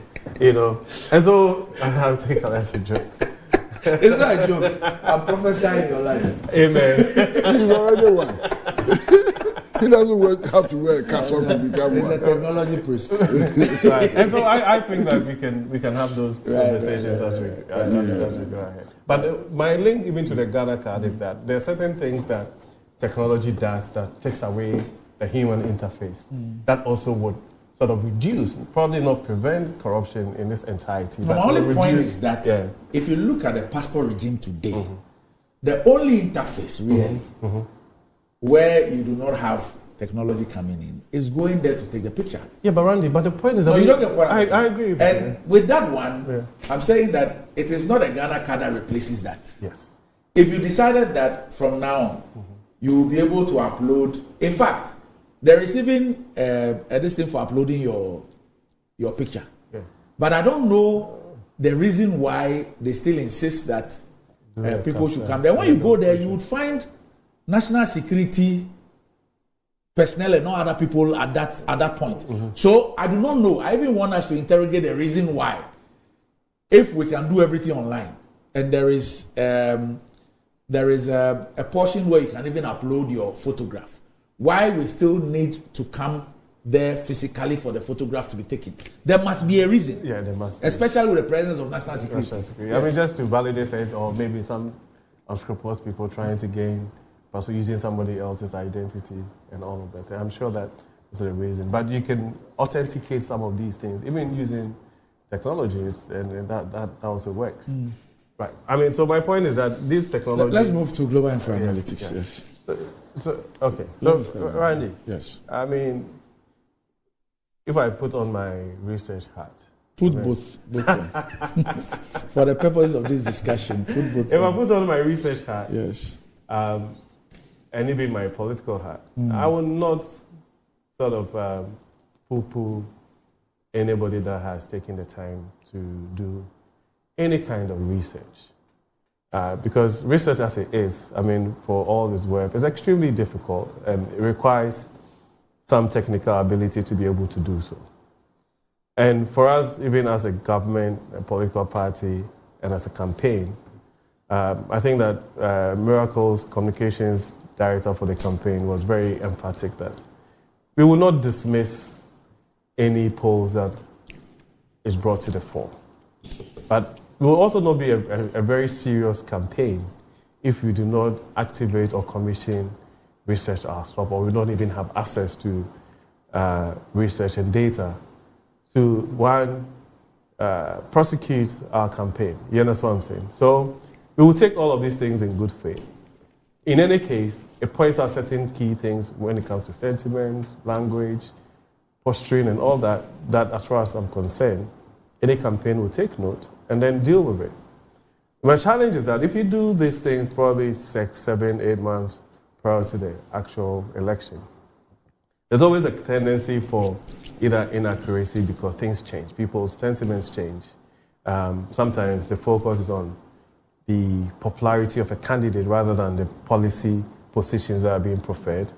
People have not really gotten in tune with the whole political season yet, so they're not even analyzing the policy positions properly. They haven't gotten an opportunity to listen to the candidates and all of that. So my personal view is that we're not going to throw away anybody that presents us some kind of information. But that does not mean that we also take this thing hook, line, and sinker. So let's assume that we have 2 or 3 or 4 research ongoing that's available to us. We'll definitely do a triangulation to understand and see where there are common themes and common things that are running across. And then we'll deal with that accordingly as a campaign. I'll share, I'm sure, Randy, you know the famous Coca-Cola and Pepsi research. Yes. You know, where you put the two in its original containers, and everybody was saying that, oh, the Coca-Cola tastes better. And then they swapped it and put it in different, the same content but different bottles, and it still went back to the Coca-Cola. However, when they put it in the unmarked containers, the research changed. Then all of a sudden, the people were saying that the Pepsi was tasting better. You understand? There's even an example of when we did some work called Daisy, which was for one of the companies I used to work for. You know, good old Milo, right? The Milo that we consume, we've been consuming as kids. So there was this insight that suggested that people actually like their Milo crunchy. They call it grill. Yes, they would like it so crunchy. It's a very interesting research. And then, over the period, the equipment and machinery that was used by Nestle at the time changed. So the Milo became finer and all of those things. Then people were actually complaining that, oh, the Milo is not the same, it doesn't taste right. It's not cocoa powder and all of those things. But you know what's interesting? When you go back into the real insight of the research, it turned out that the consumer actually preferred the new, finer Milo because it actually dissolves quickly.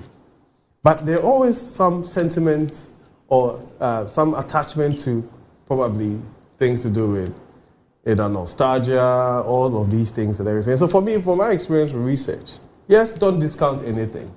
But it behoves of us as a campaign to do a proper deep dive on the various key components of this research that is ongoing, and also be confident in our prosecution of a campaign that come 7th December 2024, when we go to the polls, would have done enough to prosecute a campaign that will win us the elections. You understand what I'm saying? So I don't think that there was any malice intended from the part of the communication director to poo-poo this thing. And in any case, what is even reported to have said was actually an extempo, was a question that was thrown by a colleague, one of the colleague journalists, who was supposed to have even stuck to the reason why we were at the press conference to start with. Decided to ask a question about polls, and he gave an answer. I believe that yes, it's important that we do these things. We analyze the data. You'll find areas where you'll be able to improve on your strengths. In areas where you have weaknesses, you go there and deal with it. You know what I'm saying? And so for me, I'm not sure that this is really a major topic for conversation. We will do whatever is necessary for us to be able to get the information that is required for a campaign to prosecute. Well, first of all, we have to deal with the problem of generalizations. Yes. I think that generalizations constitute a huge problem. And I'll use your Milo example. If we assume that all consumers of Milo want the material dissolved, you are wrong. Oh, no, yeah, of course, it's a... You understand? Because as we were growing up, we wanted to chew the Milo, not to dissolve it. You understand? So there's certain reason why people would prefer Milo, which is crunchy, because they chew it. You understand? So that's to deal with generalizations and so on. Now, I think it's important for us to understand clearly that this research, these surveys, are perception measurement instruments. Clearly, they are perception measurement instruments. And perceptions themselves have the character of assumptions. Okay. And if you understand it that way, then we can move forward. Now, my brother indicated that, or said, that we need to accept all of these surveys, all of these perception indicators, and work with them. I disagree.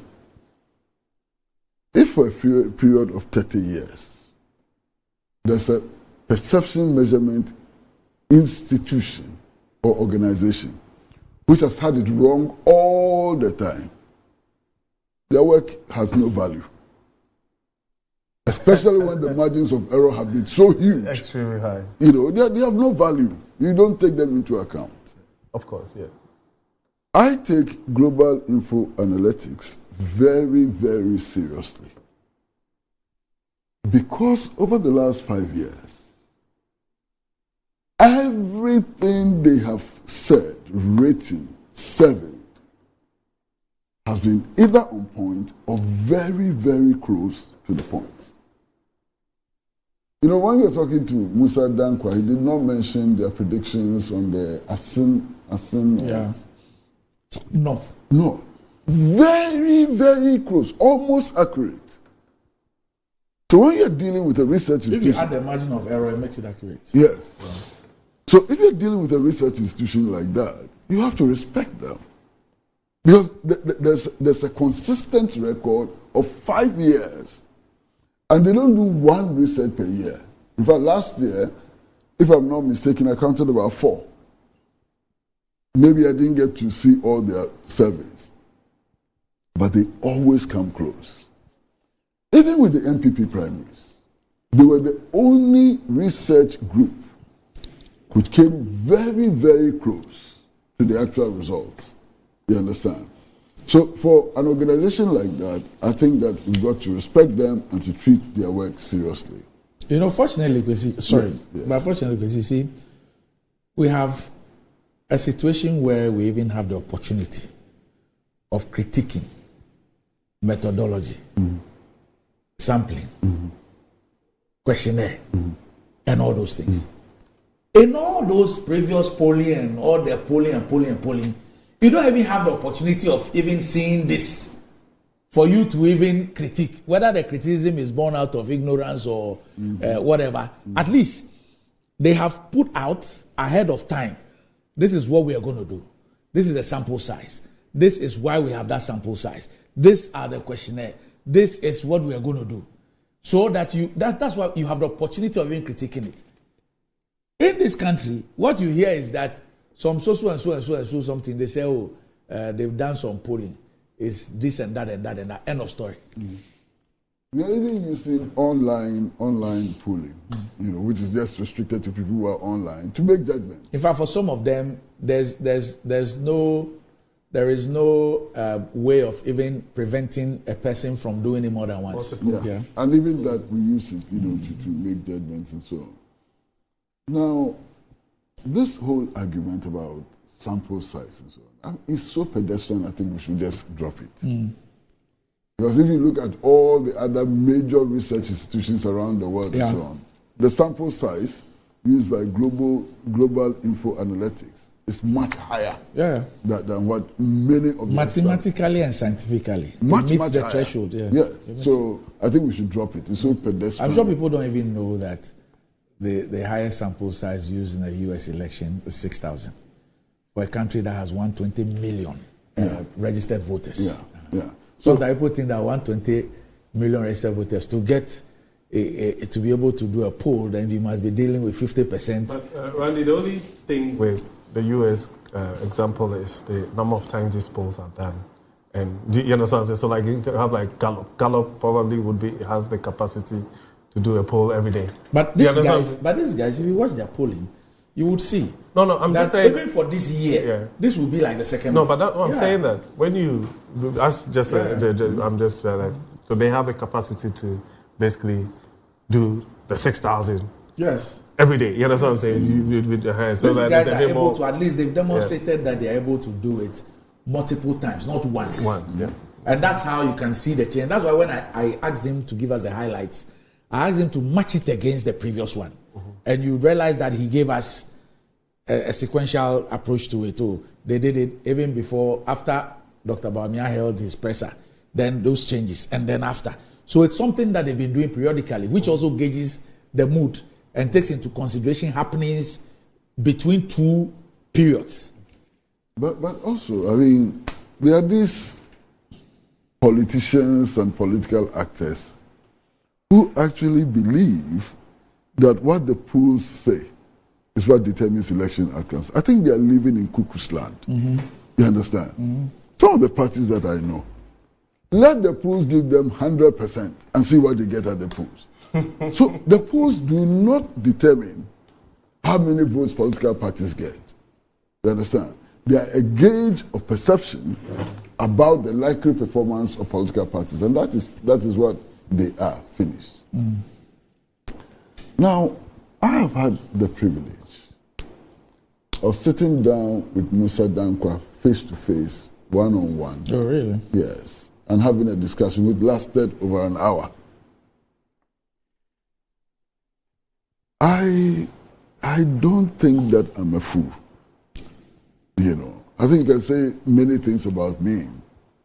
One of the things that I would not accept is that I'm a fool. F-O-O-L. F-O-O-L. Okay. I don't think that I'm a fool. Now, after sitting down and having discussions with Musa Dankwa, one impression that I left with is that he worries very much about his integrity. The protection of his integrity is the core of his thoughts and actions. And I'll be very surprised if he's doing what some others have done in the past. I don't see how that can happen based on my interaction with him. You know, there's a certain very high level of honesty in his understanding of the work he's doing, in how he works and so on. And I would credit him. I would give him a lot of credibility on the basis of my personal knowledge and on the basis of my evaluation of his work over the last 5 years. Since we got into this dispensation, 1991, 92, nobody, no institution has gained the credibility that Global Info Analytics has gained. And I say that emphatically. You understand? And I think I know what I'm talking about. So those who need these perception indicators for their work and so on, I think they should stop their propaganda, the hype and so on, and focus on work which has been done by credible institutions like Global Info Analytics. And it will be helpful. You know. Where's our friend Mansa Musa in the UK? Yes, sir. Yes, sir. Yes, sir. He says he has a disagreement with your view on corruption. He says, I'm astonished by the fact that corruption didn't come up as a top issue for voters. According to the Global Info Analytics survey, it shows that Ghanaians do not know the cause of their illness. For the first time, I totally disagree with Comrade Kwesi Pratt. Corruption is the cause of all our woes. I'll find time to explain. Says good morning from Mansa Musa. It's good to hear from our friend Mansa Musa, you know. But look, let me make this suggestion to him. If you live in a French-speaking African country, or a former French colony, and you have to deposit all your foreign reserves in the central bank of France, the fight against corruption doesn't change it if there are no structural changes. You cannot live in a new colony and pretend that fighting corruption, what is fighting corruption? Fighting corruption is getting these pastors who themselves, you know, and so on, sermonizing about corruption and so on. The problem now that we face, corruption is a problem, as I said from the beginning. But it is not the main problem. Randy, let me show you one of the main problems. We are in a part of the world where we are actually sitting on enormous resources. Sitting on gold, diamond, bauxite, lithium. Mention them. Okay. Unfortunately for us, all of these resources are non-renewable. You can't plant gold. You can't plant diamonds and so on. Now, today, These resources are being extracted and exported. Look at our current situation. Can you imagine 50 years from now, 60 years from now, 70 years from now, when we have dug all these resources and deposited them elsewhere? What will happen to us? That would not be a function, what will happen to us would not be a function of corruption, but a function of a system of economic and social development which enables others to take these resources out for free, virtually for free. Okay? Our current condition is also the direct result of slavery, of classical colonialism, and of neocolonialism. Are we not making excuses for our leaders? Are we making excuses? There's a corruption of leadership. I'm not saying that there's no corruption. Yes. I'm saying that there is. Yes. But it is not the only and main problem. That's the point I'm making. But for many, they believe that irrespective of all these problems, if our level of corruption and greed was not at where it is today, we could still have made some serious strides. What strides? That we could have still... The surpluses you generate does not belong to you. The surpluses you generate does not go into road construction.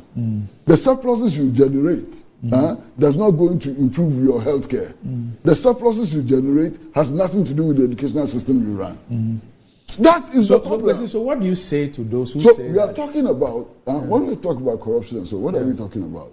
We are talking about the accumulation of surpluses and who benefits from the surpluses. Yeah, but the very system we run allows a tiny minority to accumulate the surpluses and to use the surpluses for their own benefits and not for the benefit of society. Is it not for the reason of people in leadership wanting to be a part of this tiny minority that they also fail to do the things that must be done, especially when they know about these things? You make it a moral issue. They speak, no, I'm saying they know about these things. They speak about them.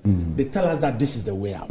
Yet when they assume the reins of power, they do worse. And they do worse because they also stand to benefit individually. Randy, you make it a moral issue. I'm saying that it is not a moral issue. It's a structural problem. No, but who changes the structure? It is leadership. So if you have leaders who are not changing the structure, summonizing on corruption doesn't change the structure. Sack the leaders. I'm saying that they don't change the structure because they want to benefit from it. The leaders have never told us that they want to change the structure. Really? When a leader comes to you, yes, and he says that my whole philosophy is property owning. Yes. How does that change the structure of exploitation? The leaders have always been honest with us. One thing our leaders have always been is that they've been very honest with us. The promises they make, this is where it will take us. When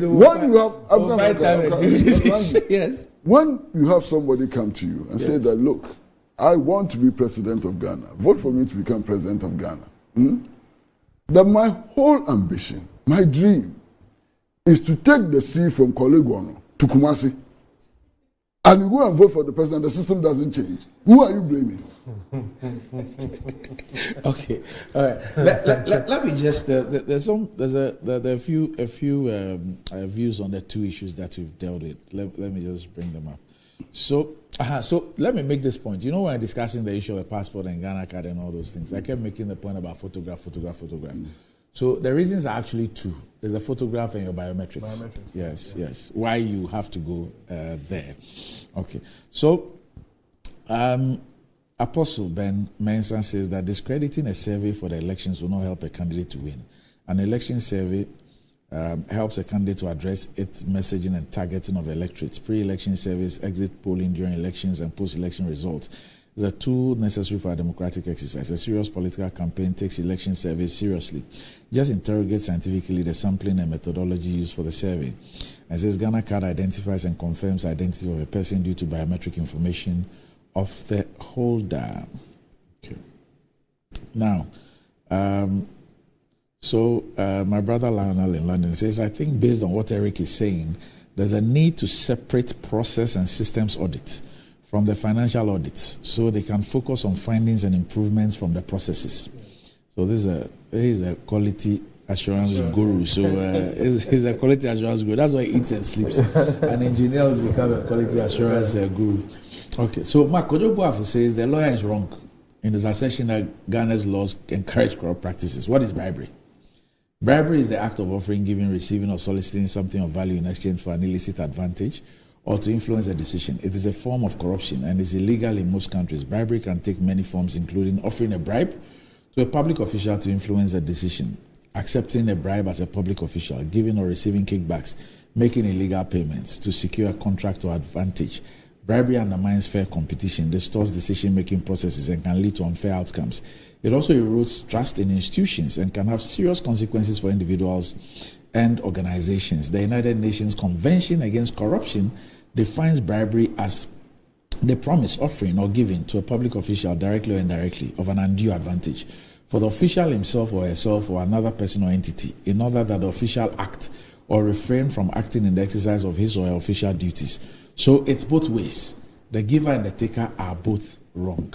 So that's Mark Kojobuafu, who makes it a point to wake up that early in the States to watch us every single day.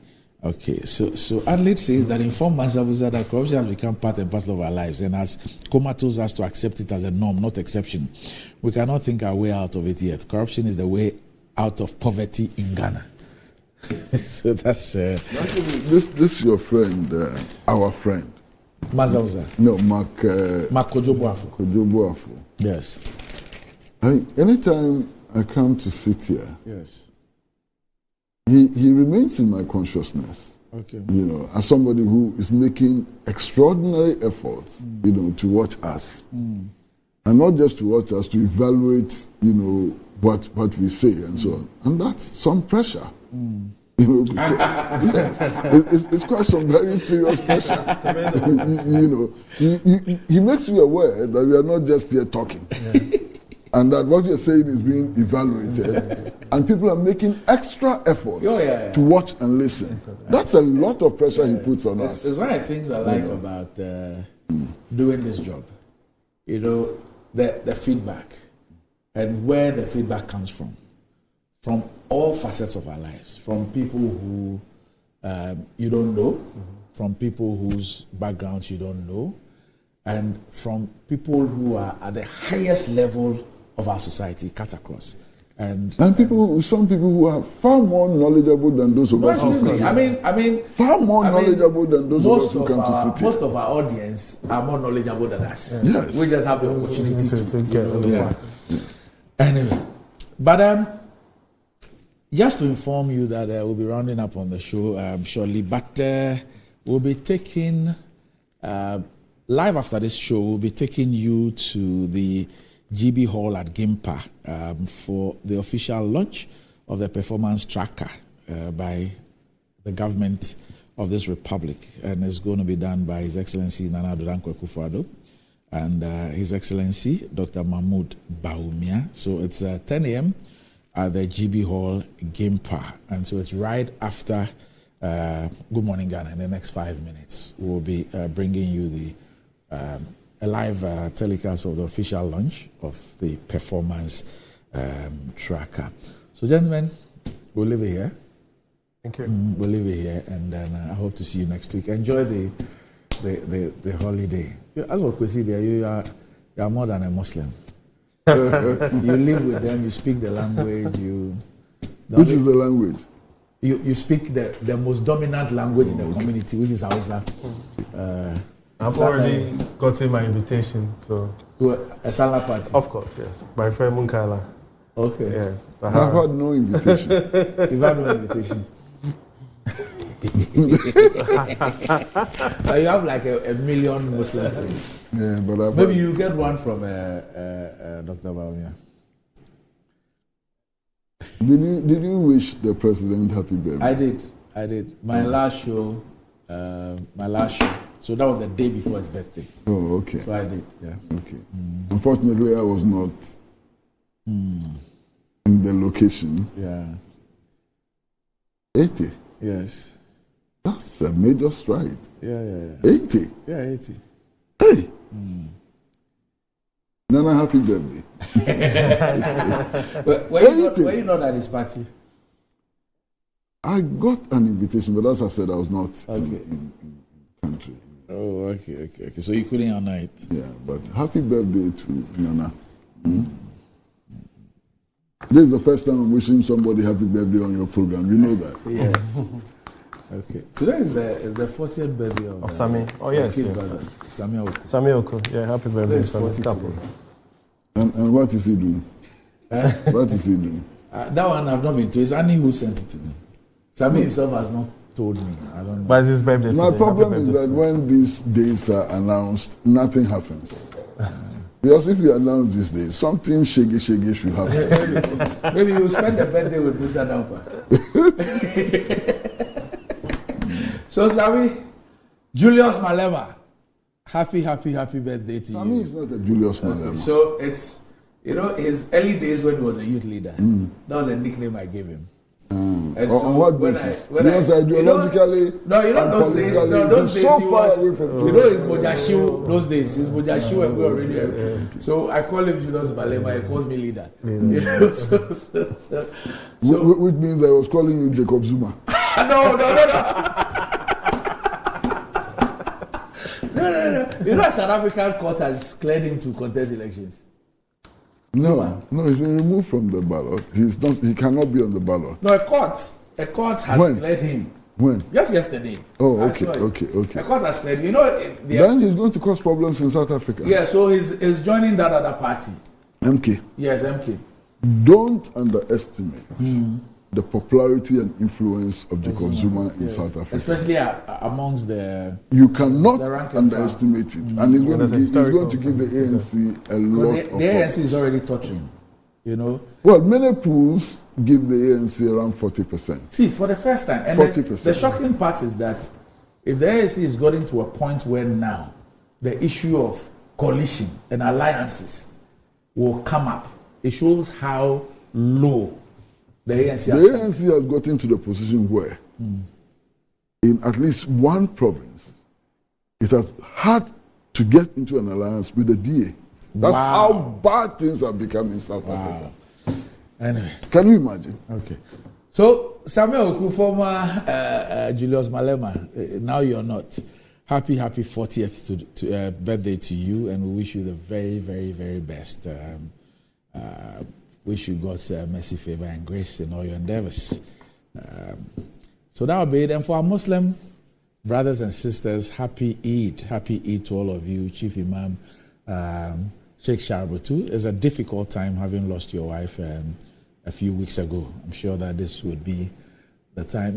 The last time I visited the Chief Imam, many years back, you would find the wife herself, involved in the cooking. He does food for those who fast but are not privileged, cannot even afford to break their fast.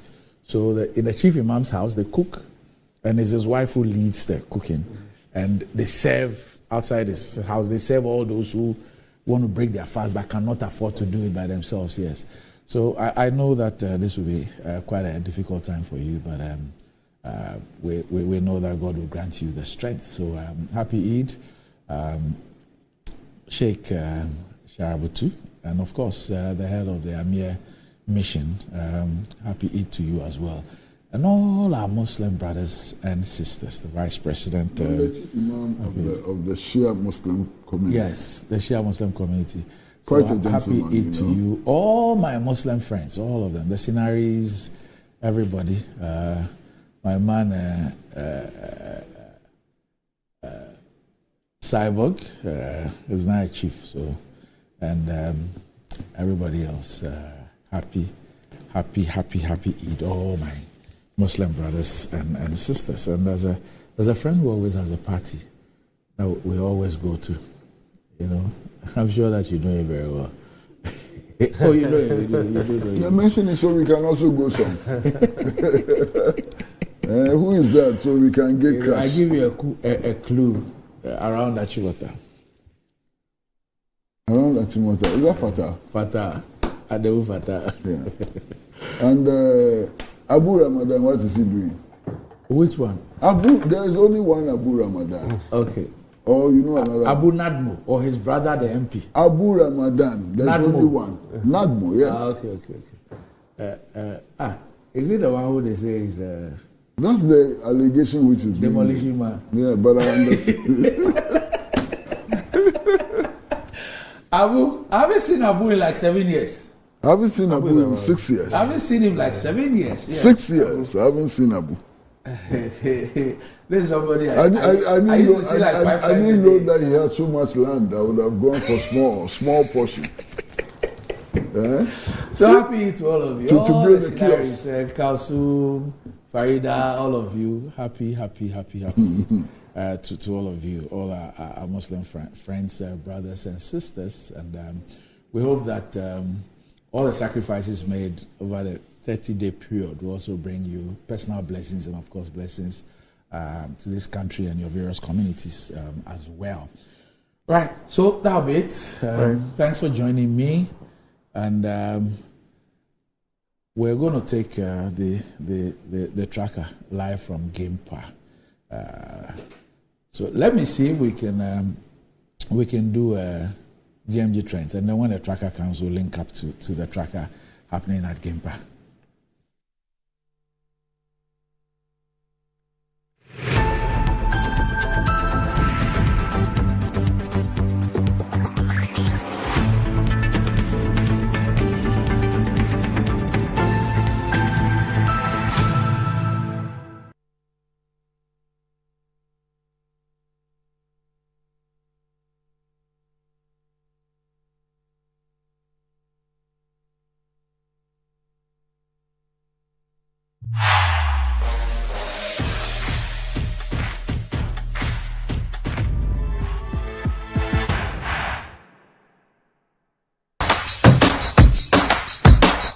It's good to stay strong together.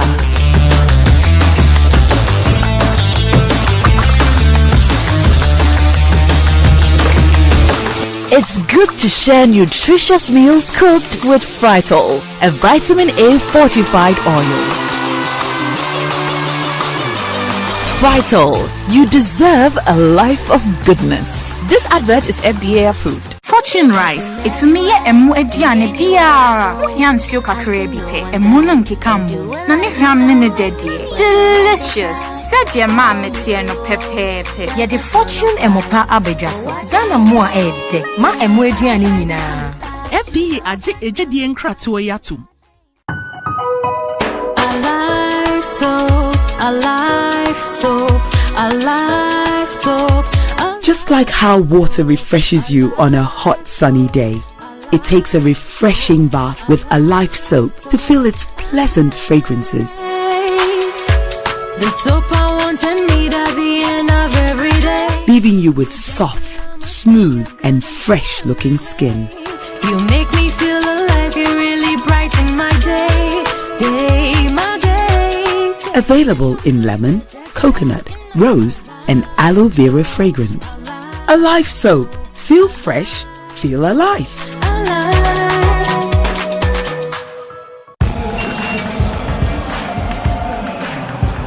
We are back, bringing you the latest lineup from Betway. Betway starts strong with your front two, with Free Play Friday and Swipe Bet. In the middle, you've got all the control with Cash Out and Build a Bet. Plus, with Win Boost, you can boost your sports bet. At the back, they have Smart Picks and the partial daily jackpot. You always get way more with Betway. These adverts have been vetted and approved by the Gaming Commission of Ghana. Bet responsibly. No under 18. Terms and conditions apply. Betway. Get way more.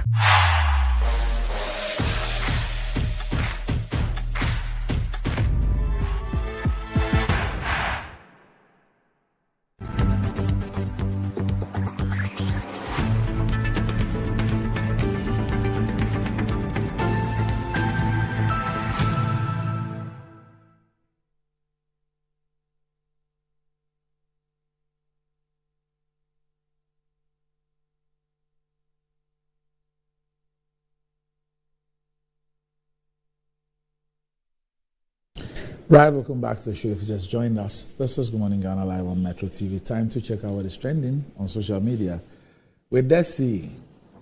Look, good morning. Yeah, so we are looking forward to a performance tracker that will track our performance. So we're bringing that to our viewers in a bit. Don't you know our performance already? Oh, sometimes you don't know how you are doing. So you need to gauge, usually something to gauge it for yourself. Okay. So the launch will be happening very soon. We'll be bringing that to you in a bit. But before we do that, let me just share with you some of the things. Some of the things happening on social media, especially on X. Sometimes I thought, what's the word? Edit. Sieve. Because the way Baulaya, the vice president, is trending on Twitter. Like, what has he done again? Oh, there are lots of things that a lot of people are saying, even the performance tracker and all of these things. So the performance tracker that's brought that up. Yeah, Nina can be. And the president is also in the press because of the Senate. They should know that there's Eid. The man is going to chop salad. They should let him finish. Let him finish that one. And of course, today also, yesterday we had the news of the removal of the DG of Senate and the new. I'm telling you, the changes and reshuffling that the president has done in the last 4 months. Yeah. If you were to do that, what is that? The last couple of months is more than what is done in the 7 years. But okay, if you are watching football, if a change takes place around 88 minutes, sometimes the player who comes at the 88 is the change maker. Sometimes the person who comes on at the 80th minute is the change maker in a game. Okay. Do you understand Zonga? Oh, few. Okay. Is it Bini Bagboe? Bo is dying. B is a child. Oh, when a child dies? A child will die. Okay, a child Bini Bagboe. Bini Bagboe. Ele Kolebu. He knows Kolebu? No. A child will die, does not know Kolebu. Oh, does not know. There's a child who is destined to die. Irrespective of, at the point of death, irrespective of whatever. So, the thing about substitution. Yes. Some coaches, they will wait. Last minute. When the thing is messed up, people will see, can tell that, look, this person is leaking. Change. They won't change. Then they'll wait. When they have conceded goals, before then they try and make those changes. But then at that point, now you're too late. Because it was interesting. I was reading that the DG who's been sacked now in 2022, he won the overall public servant award. But the president has not told you why he sacked him. Yeah, so that's what we've been talking about in the newsroom today. He's not told you. But somebody won an award in 2022 as the best award public servant. Overall best public servant. Dr. Tinkra. Do you need the president's number? Do you need his number? I'll just go to the gym. Yeah. Okay. And I'm sure how if you even decide to work, it will take you just 8 minutes. And then fire. So go there. I'll get there. Anyway, so that has also been in the news. This one, the other one, yesterday, when I started it, I had to stop because now the revelations and some things coming. It's too much, but I don't have to dwell on that. But though, Jaru. Yes. He's in Ghana. Yes. You say, you swear. Man. I like his voice. That's when we used to hit the nightclubs. Okay, I was going to say, do you remember that? I shouldn't even say it. What I remember is that I know he's got a very good relationship with Ashanti. Yes. Right, so remember that song? Yeah, the hit song. Yeah, there's another one. Apart from that, there's another one. Recently, I think last year, they performed either at BET. Yeah, when BET Awards, or yes, they performed that song, the hit song. There's this chemistry between them. Don't worry, if it was Sako there, you remember. Okay, so this morning I'm sure they're already at New in the Eastern region, where he's opening up a school called Pencil of Promises, together with the GTA. And so, Jerry is trending on Twitter. He's in Ghana, the Motherland, with his wife. Just to see, do a few things, for our people here. So big ups to the big man himself. Right, but look, the system hot. I mean, back then, I didn't go to the library a lot, but if I was learning in my room, maybe some music would be and that tone small, but the people change inside. Somebody's learning and drinking club at the same time. Beer is in chain. Student or an adult? Student. Not an adult. Please play with the video.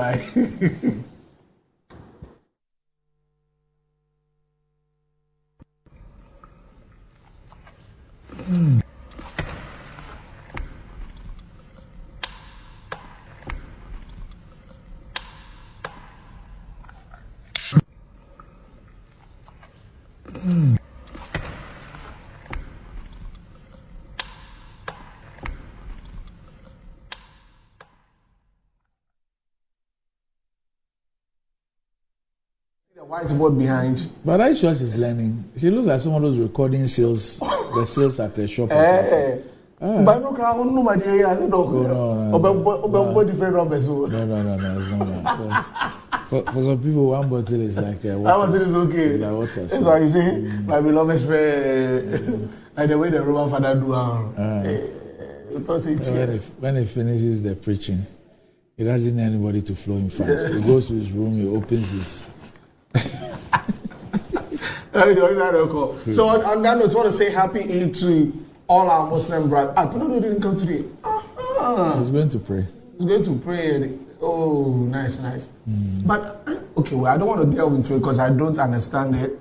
But I saw people on Twitter talking about, or on X talking about whether it was today or tomorrow, that the directive from the National Chief Imam that today nobody should fast. They should. The fasting ended yesterday. But the holiday is tomorrow. It's tomorrow. Something about the moon, and I don't exactly. If the moon had been sighted in Saudi on Monday, okay, they would have ended it, and yesterday would have been the. Oh, okay. So, and that also a certain difficulty to government, to the Minister of Interior in setting the holiday date. But they do that in consultation with the Chief Imam and other Muslim leaders. So the holiday is Thursday. But I to be honest, why do you have a holiday on Thursday?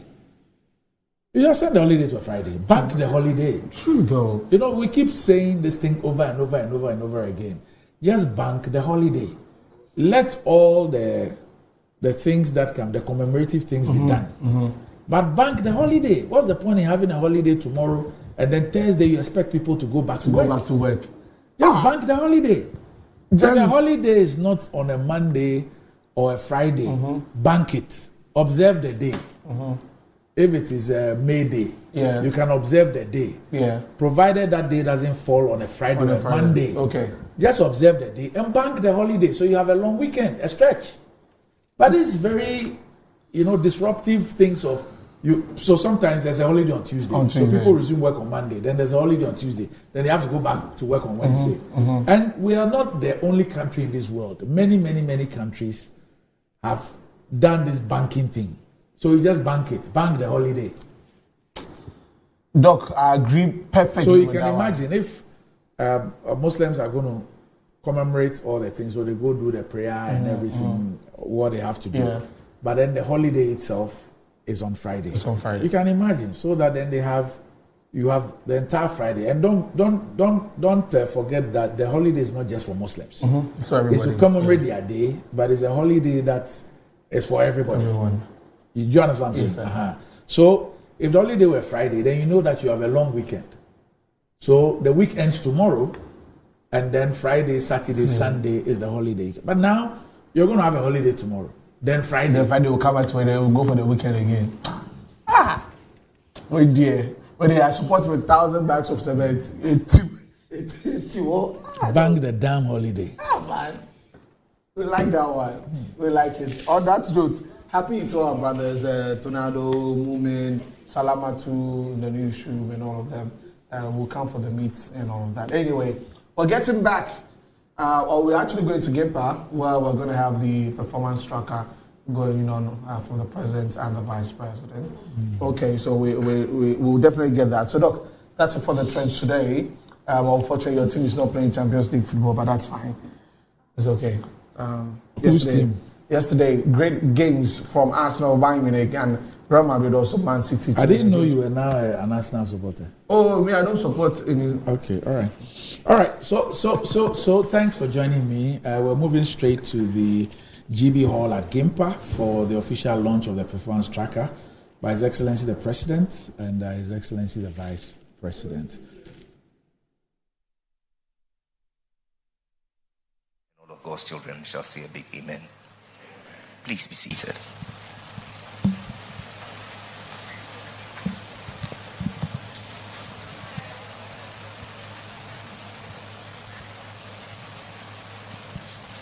It's a beautiful morning from the green hills of the Ghana Institute of Management and Public Administration, this great citadel of excellence and leadership, and from where I say, good morning Ghana and welcome to this day of national pride as we officially launch the Performance Tracker, an initiative of the government of Ghana as a platform aimed at ensuring transparency and accountability in the execution of infrastructure projects across the country.